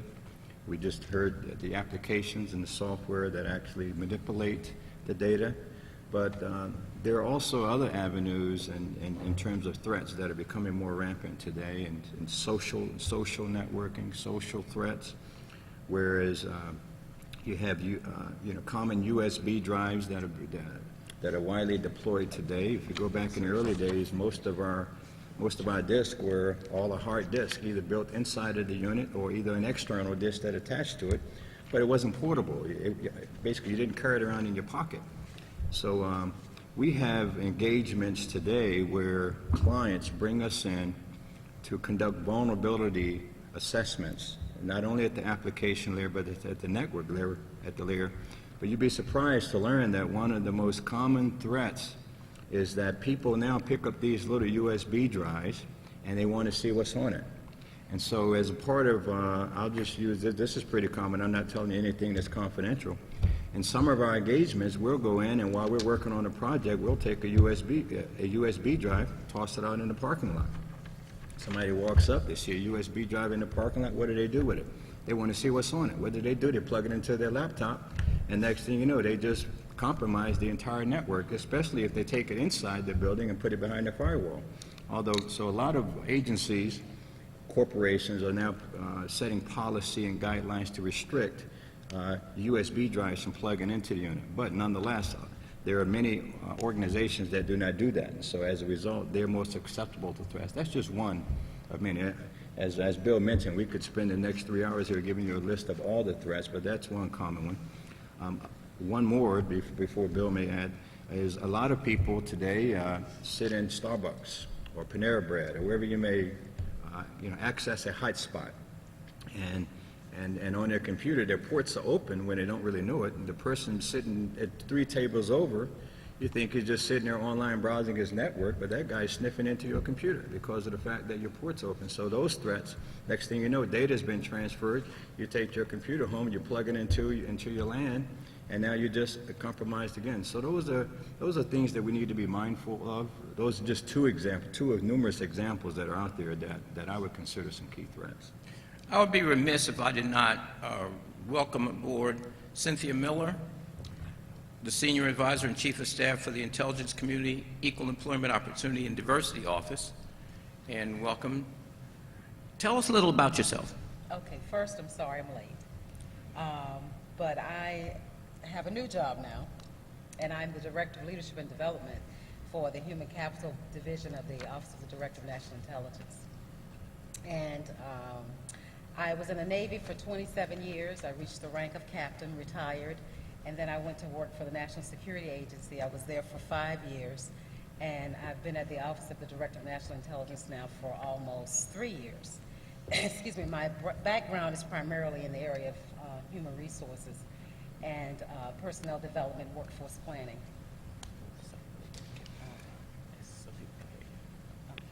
Did you hear what I said? Yeah. Okay. Okay. I live in Maryland. Was born in Georgia. I went through the NROTC program at a historical black college, and that is Savannah State University. one of the first of two females to finish from that program. I'm happy to say we have quite a few more at this time. And we have people who've been successful throughout the armed forces from our university. So I'm very happy to be here today, and I don't know if we're fielding questions, or do I talk more or wait for questions? I don't know. We'll get some questions to you. What we're looking at is some of the areas in which our very computer-centric and network-centric society is under threat. And what the two, your co-panelists talked about were some of the things that an individual needs to be aware of, be very mindful of as they go about using computers, not only in their work but also in their personal lives. But when we look broadly, particularly in what you do, or that's affected by people working in what you do, when we look broadly, we can see much bigger kinds of threats. Threats, for instance, say, to our electric utility system and how we transfer electric power around the country, or threats to our traffic control system, both on the ground or in the air. And we heard earlier in a panel this morning, from before that panel got going, when the Admiral talked about we had a serious compromise of military computers by the use of a thumb drive, putting in malicious software that then compromised very many Defense Department computers. So we're looking at some of those, and I'd like you to talk about some of those broad-based threats. Okay, Admiral Metz was here? Yes. And I think what you're talking about is someone actually penetrated Secretary Gates's computer, Secretary of Defense. And the thing that we concern ourselves with most in the intelligence community is hackers. We try to hire them, but that's not that easy because a lot of times you can't get the clearance. And I'll talk about that later if the questions warrant that kind of conversation. But, excuse me, I believe, is it Charles? Yes. Spoke about social networks, and that's huge. We even have our own at this time. But that is one of the biggest things that we fear, and I use the word fear intentionally because it's amazing how people can penetrate that. We actually had a situation where one of the employees was doing online dating, and one of the biggest problems was from a certain location in Africa whereby they penetrated that particular social network, and I can't say the name. I know it, but I can't say it. But anyway, what she did was, when the guy kept asking her for money, she reported that, and the FBI actually busted a ring of people from this particular location. But she had gotten clearance from security within our organization to be able to date online, and but someone was able to penetrate that through a different, actually, the guy had a fake identity. These people are very skilled at what they do, and so are we, except we have to always be mindful of what the capabilities are and train to that. One thing that is also very challenging for the intelligence community is being able to recruit the people who have the necessary background. Once you get past the clearance process, the necessary background to be able to come in with the expertise that we need to protect the country, literally. And so we try to go out to schools and universities, we recruit on USA Jobs, other kinds of venues like that, to look for the right skill set to bring you in, train you, of course, in addition to what you already may bring to the table. But we don't have enough young Americans majoring in the right core areas to be able to provide the number that we need, especially today. Literally every day there's a threat. And you may have said that, I apologize. But every day there's a threat. Now, that's an interesting area, too. What are, for the young people who are going to look at this on the video, what are the skill sets they should be developing? What's the core areas that they should bring to the table? All three. STEM primarily, science, technology, engineering, and math, forensics, any of the hard sciences, as well as data analysis,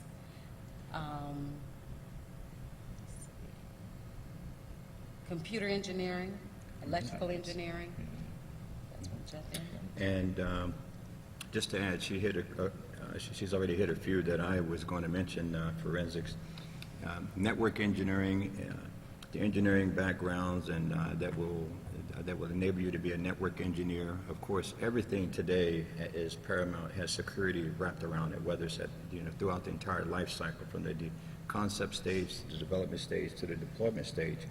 But our roles in engineering, whether it's software development, whether it's on the hardware side, whether it's on the networking side, all of those skill sets are important in security. Security is becoming an integral part of every facet of business operations today. Again, as you heard Bill mention earlier, whether it's software, the application, the development, the coding has to factor in security.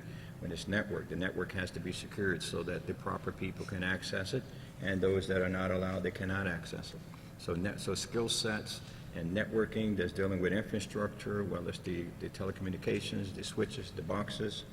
It also, engineering,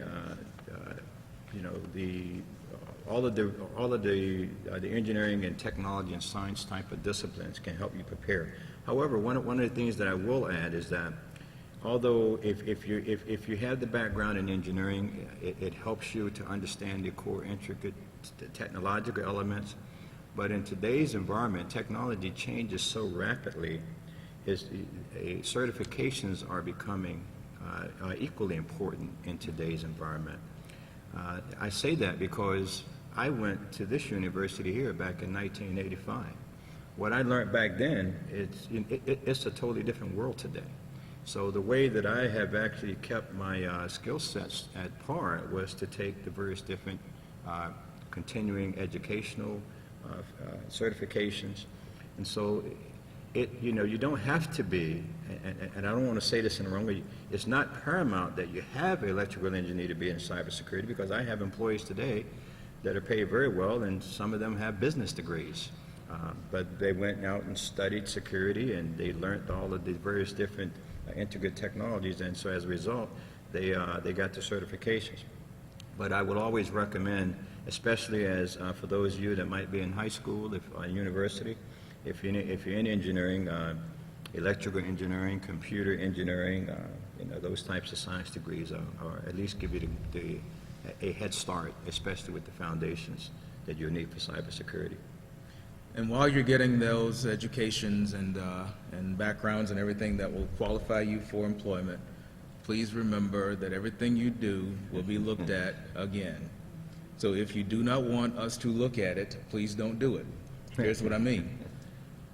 You guys may be aware that the FBI had a large hiring initiative last year. We brought on thousands of people. I think the numbers were somewhere on the order of about 2,000 people. It was difficult for us because for every one person we hired, we had to put 5 in the background. That's because out of those 5 people, we could count on at least one of them to have been a gang member at some point, or to have possibly been associated with a gang. We could count on one or two of them to have done drugs beyond our limitation, and I'll go into that if you wish a little bit later on, but we could count on that. We could count on one to have not done anything specifically disqualifying, but who would get to the polygraph and lie about what they had done. They would think that it was something we were worried about. We would give them a polygraph. They would fail the polygraph. At that point, even if it was not a disqualifying factor, if you have failed the polygraph, you've shown a lack of candor, and you will not be hired. We had to put 5 people in the background for every one we hired. That was particularly troubling when we started going into the STEM processes. A lot of people that were excellent technically could not work for us. Now, that brings up a point. Mr. Williams, you have a company that works for government agencies. Don't your people have to have the same kind of security clearances? It depends on the contract, but that's a very good question. I have, there's certain agencies that require clearances, especially if the individual is going to be involved in classified information. My company, we do hold the top secret clearance. I'm cleared, of course, obviously, in order for the company to be cleared. In the DoD environment, specifically the FBI and the 3-letter intelligence agencies, they all require clearances. The company has to be cleared, the officers of the company has to be cleared, and the employees that the company hired has to be cleared in order to work on those programs. So the answer is yes. Bill just said it as plainly as can be. if you are definitely moving into these fields, start now in terms of making the right decisions, not only about your technical, but even your day-to-day life skills and what you do and what you don't do. Because eventually, those agencies that give contracts to those companies are going to require those companies to hire employees who are clearable. I have civilian contracts. Some of them do not require clearances, but they all require background checks, and they want to ensure, especially in cybersecurity, because you're dealing with information that is paramount to the business operations. So even in the commercial level of business today, they may not require a secret or a top secret clearance, but they're going to require a background investigation to ensure that the people that are touching their systems are vetted and approved to work on those systems. Because at the end of the day, we're working with systems that affect the corporation's money. That's correct. And the corporation wants to be concerned about who's got their hands on the switch that can send their money to perhaps not the right places. Well, that's an interesting, first of all, you're absolutely correct. And I'll tell the story. And I won't mention the companies, but again, this is a commercial entity. We've had engagements where financial institutions were rolling out new services to their clients. Everything is done mostly online today. Many of you here today probably do online banking. And some of you might even bank with the bank that I'm referencing. But as they spent millions of dollars implementing developing their systems, before they roll it out and offer it to the public, they want to ensure that it's secure. So they'll bring in companies that can do vulnerability assessments, penetration testing, in other words, ethical hacking. The intent is to hack into that system to see if you can get access to the resources and then take control of those resources, and as you just mentioned, take that money and send it elsewhere.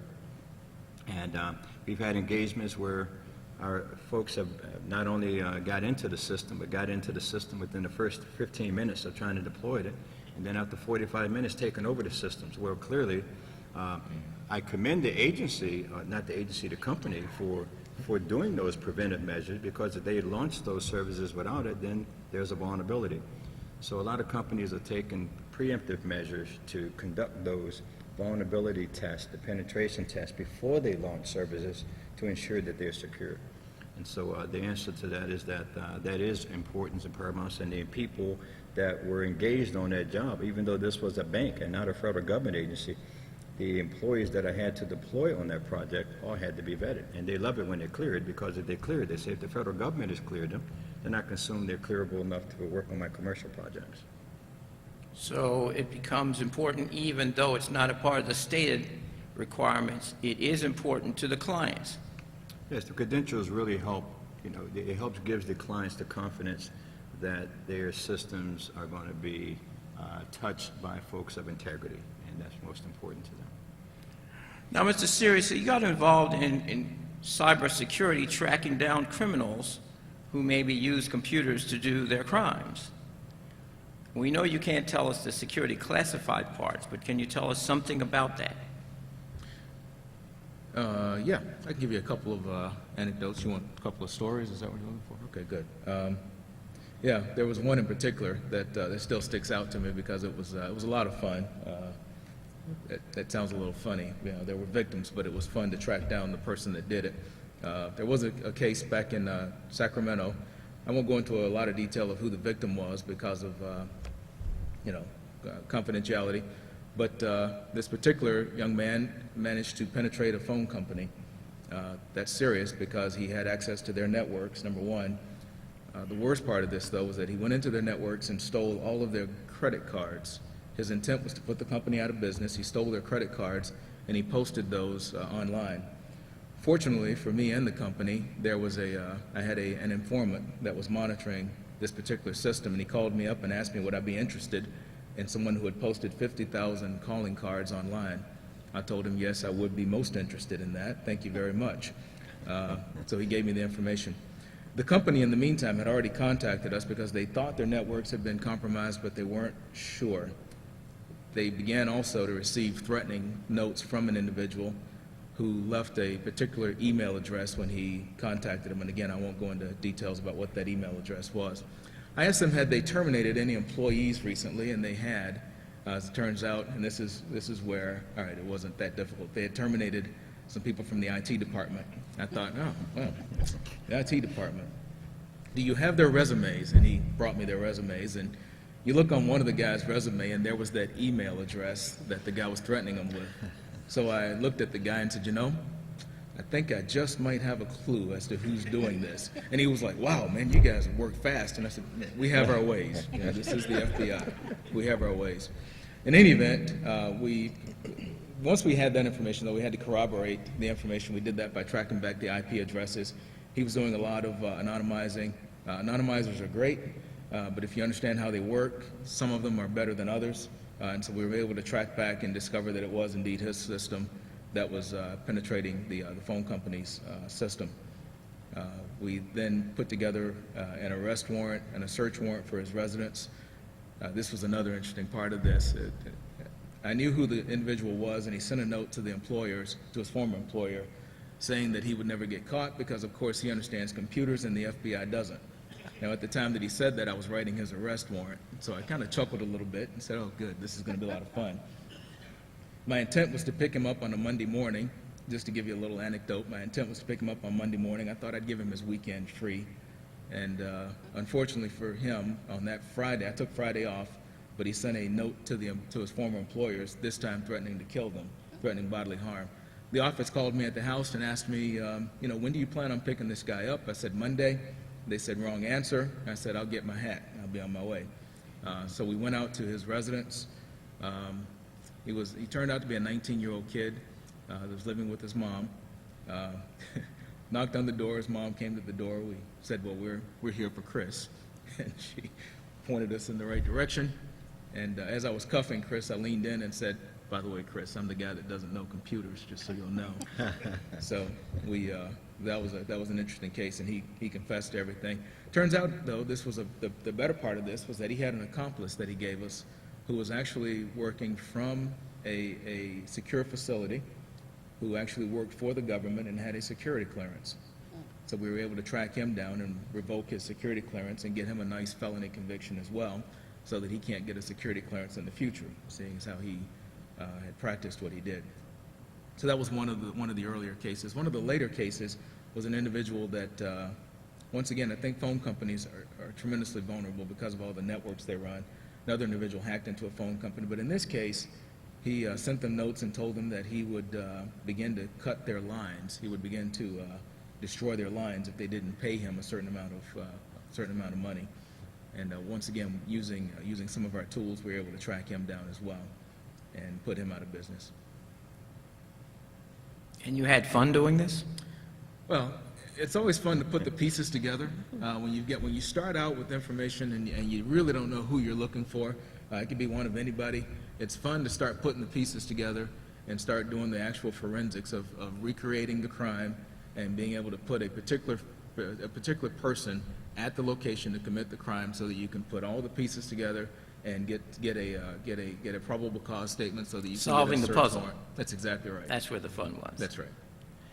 Now, Cynthia, very historic name, the moon personified. You knew that, right? Greek goddess of the moon. Of course. Okay. Of all wild things running free. Isn't that a great name? You just told us you had a new job. Can you tell us a little more about it? Oh, okay. It's not related to cybersecurity.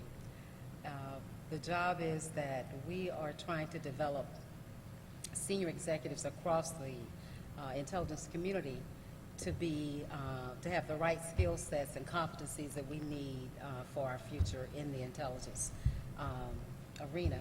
And we do succession management, we do mentoring, we have a 360, it's called a 360-degree feedback survey, whereby you can self-assess or have your peers or your boss do that for you to help you get some information relative to what can help you be a better senior executive.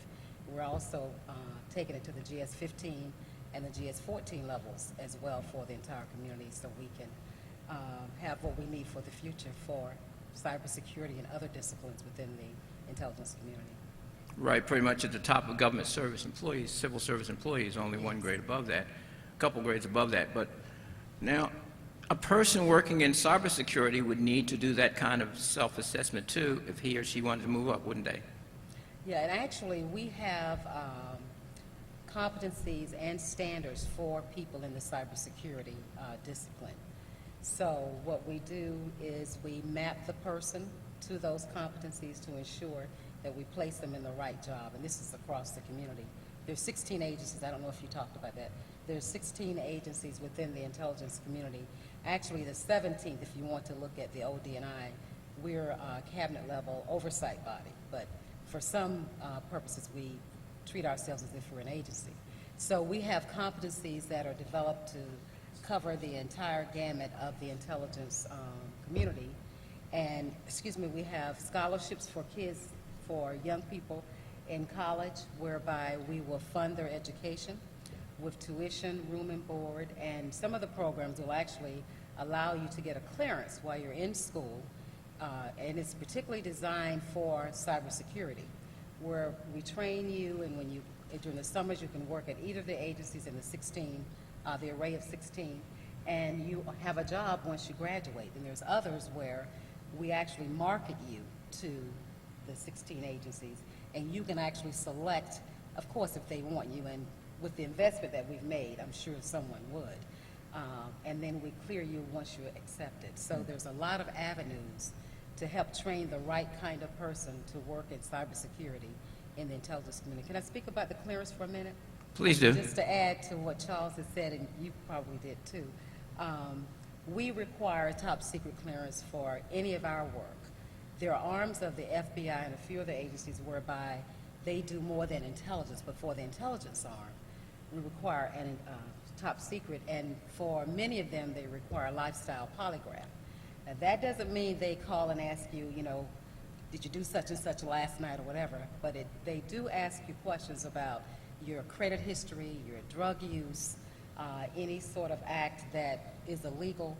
And you'd be surprised, there are quite a few things that will not prevent you from getting a clearance. It depends on the time, how long ago you did X, and the circumstances. Now, what was surprising to me when I first applied at NSA for a clearance was that it was a lot of people who were denied because of their credit history.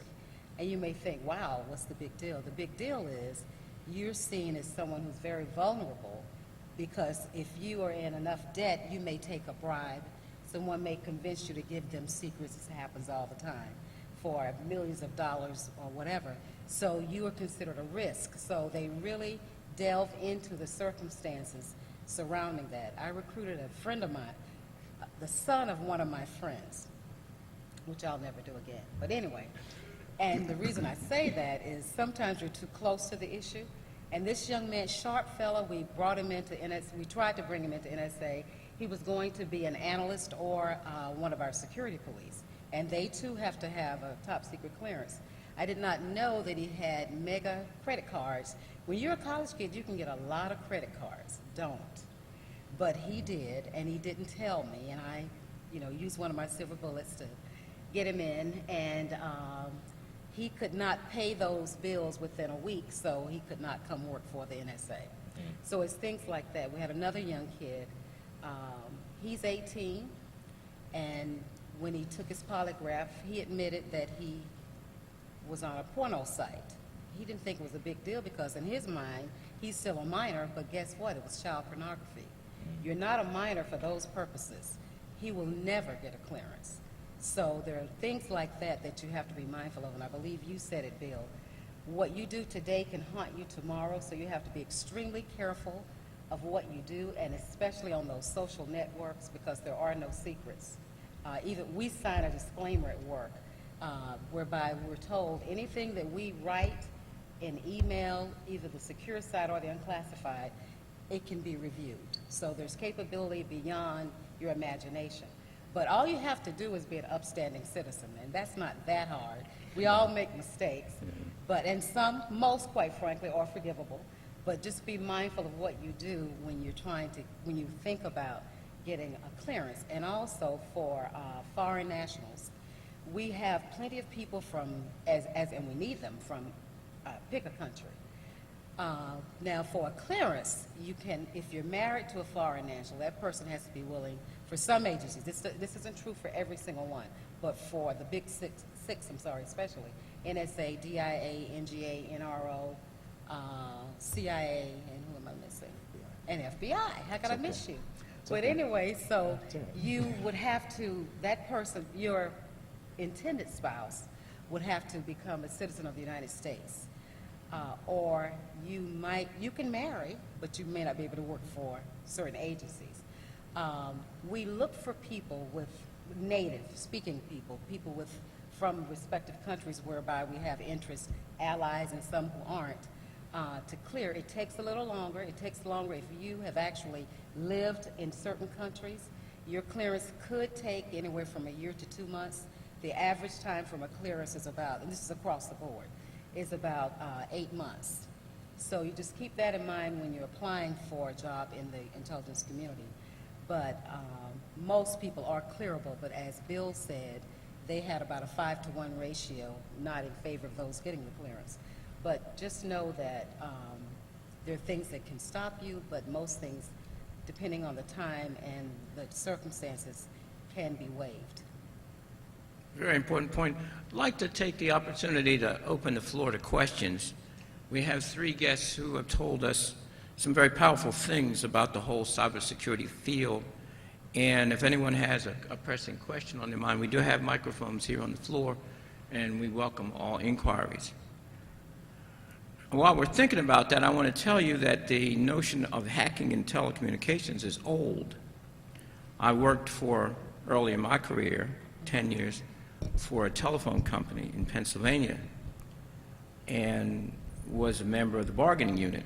One year when we had a contract dispute and literally went out on strike, one member of the bargaining unit who worked in the central office had pre-wired a setup that allowed him to dial from any phone a single number and lock that whole switch up so no calls could be made and received. And that happened several times. Eventually, the telephone special agents looked into it and saw that the wiring was done just exactly the way Western Electric Company, which had installed the switch, would do the wiring. And how many switching technicians in that central office had worked for Western Electric? One. Mm-hmm. And so they put a pen register on his home line, and they waited. And the next time we had a dispute, he went home, called his number, and the pen register recorded the digits he dialed. Special agents are licensed private investigators whose computer system connects to the FBI criminal information system. And lo and behold, he got arrested, and the rest of us who did that kind of work were quite amazed that he had done such a thing. Now, this is an example that we've always had these issues, but they're more pertinent today because we do things in software, not hardware. And now it can be done so much more easily if we have left the gateways open. So the 3 of you have worked in places where you want to not open gateways that shouldn't be open and close them. And so I hope that the audience has some questions about that. And if they do not, I'm going to have some questions. I have a question. Go. Good afternoon to everyone. Yeah, what's your name? My name is Clifton Young. I'm the university's photographer. I've noticed on my email recently, and maybe over the last year or so, that I've received the email, someone said they represented Publishers Clearinghouse, and I forwarded that email to them, and come to find out, and the Federal Trade Commission. But now I'm starting to get emails from people in Africa who say that, somebody's got a lot of money, they're trying to get it out, can I help them? And I'm going, yeah, right, okay. And I usually delete those, but is there some place like the FBI or some way that we can forward those emails to you all to catch these people? Because they're filtering through the university system on a regular basis. I have to tell you, that's an old scheme, and that's been going on for ages. I'm still surprised they still do it, but I guess it's because it's still... It's probably new folks. Exactly, and it's still profitable, I think. You can forward those over to the FBI. Unfortunately, I will be frank with you. There's not a lot that they're going to do, that we're going to do with it, and here's why. Let me explain to you. First of all, given the fact that they're overseas, our jurisdiction stops pretty much at the border, and Nigeria is one of those countries that we don't have the type of relationship that will allow us to reach in and grab them. There's a reason why these things come from Nigeria and not from, like, England, for instance. So that's problem one. Problem two is a resource issue. We limit our investigative resources to those issues that are the most serious. And what I mean by that is if there's a loss of over $1 million or thereabouts, then we may invest in investigators. If you can't say that you've taken a loss, which I certainly hope that you're not taking a loss from that, you're smart enough not to know that, I'm just kidding, I'm sure you are, then we won't. There's not a lot that we'll do about it. And also, all of the statutes, all of the penalties for the statutes are all tied to monetary loss. That's why we tie the investigative resource to the monetary loss. All of the penalties, like 5 years if you've lost X amount of dollars, 10 years if the loss was more than that. Now, if these supposed hackers are coming and using the university's computer systems, their servers, wouldn't that be an issue for something like the Computer Emergency Response Team? Absolutely. Did you say they were using the university, or did you say they were coming into the system? Yeah, they're coming into the system, yeah. So they're not saying that they've actually taken over, but if they had, then that would certainly be something that Washington Field Office would be interested in.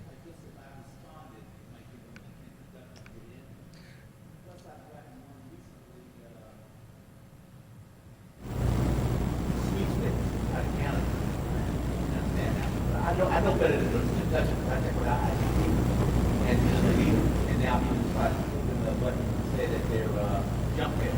So I just they go to my jump over and that's just jump them out of here. But it's kind of scary. What I'd like to emphasize is something that Charles actually touched on when we were talking about all the threat vectors. I mean, you just hit on one that's perfect. The fact of something as innocuous as an email. If you click on it, you can be had. Any type of input into your system is a potential vulnerability. Any input. People ask me all the time, gee, Bill, how do you secure a system? And I tell them, it's simple. You take that system, you disconnect all the inputs, you put it in a locked room, you put an alarm around it, and you put a Doberman out front. That's a secure system.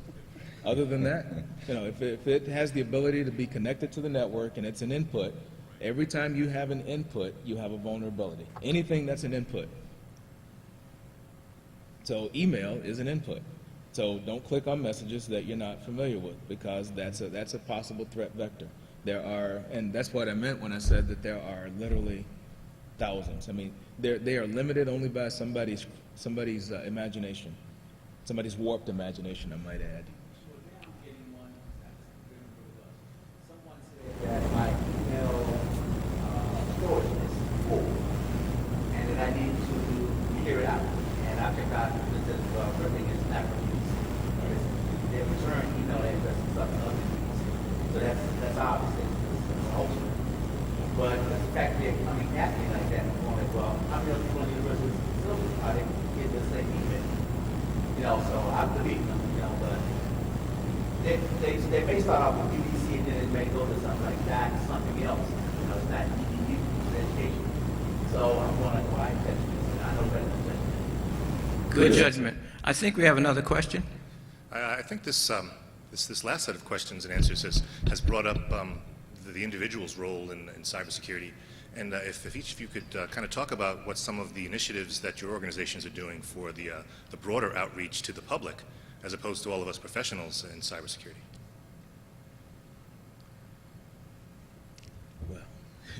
I'll start.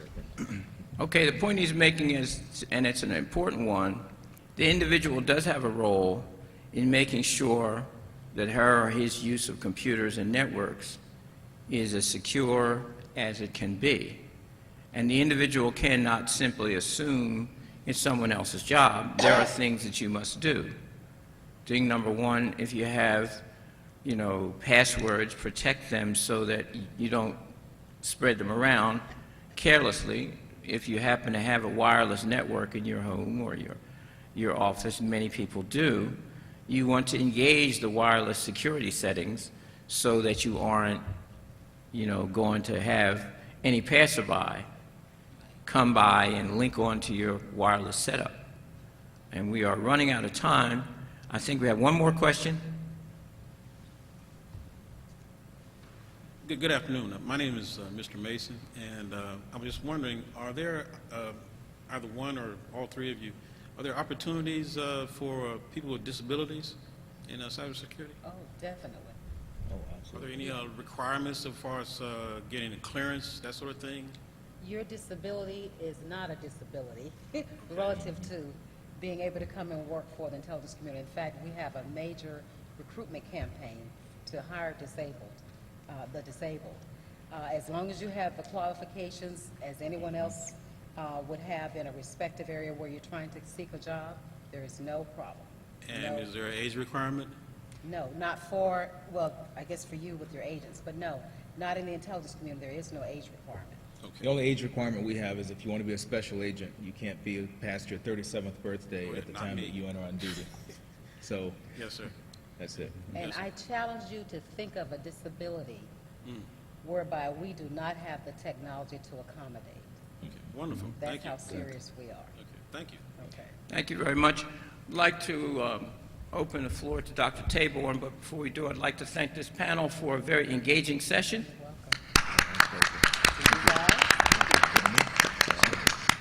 Now, Dr. Tyrone Taborn. And I definitely would like to thank the panel. This was very engaging and a lot of fun. And Garland Thompson, our contributing editor, and I just think, Garland, you've added so much to this discussion.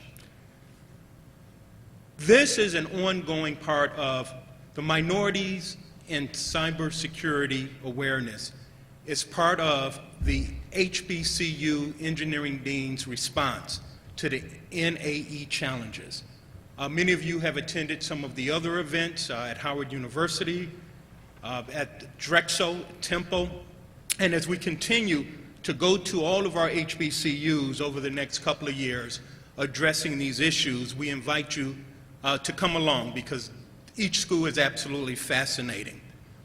One of the nice things about this event that we wanted to really, Cynthia, kick it off here is because the Black Engineer of the Year will be celebrating its 25th year here in Washington, D.C. So 8,000 to 10,000 people will be here. This discussion will go on at Black Engineer of the Year, and we hope we can engage you in a broader discussion with even more individuals, but we felt it was very important to launch this and to get this program in front of everyone so we can say, look, we did it, and when we get the Black Engineer, it's not lost, that it's a major discussion item in front of policymakers, educators, more students, corporations, so we have something that's very important. And particularly, as I mentioned earlier today, when we look at unemployment, only 5% of college grads are unemployed. When we look at where the hiring is coming from, computer science, cybersecurity, those areas are up extremely high. We look in this area about jobs just in the D.C., Maryland area, 30,000 jobs minimum that we need in this field. But yet we look at the skill sets, and I always ask the basic question, where are the minorities? Where are the women? Where are others who miss these discussions? And so we will continue to do what we have at Career Communications Group for over 30 years, and that is to bring to you best practices, and we keep the spotlight on these kind of critical issues. So thank you again, and thank you for being here, and see you in February.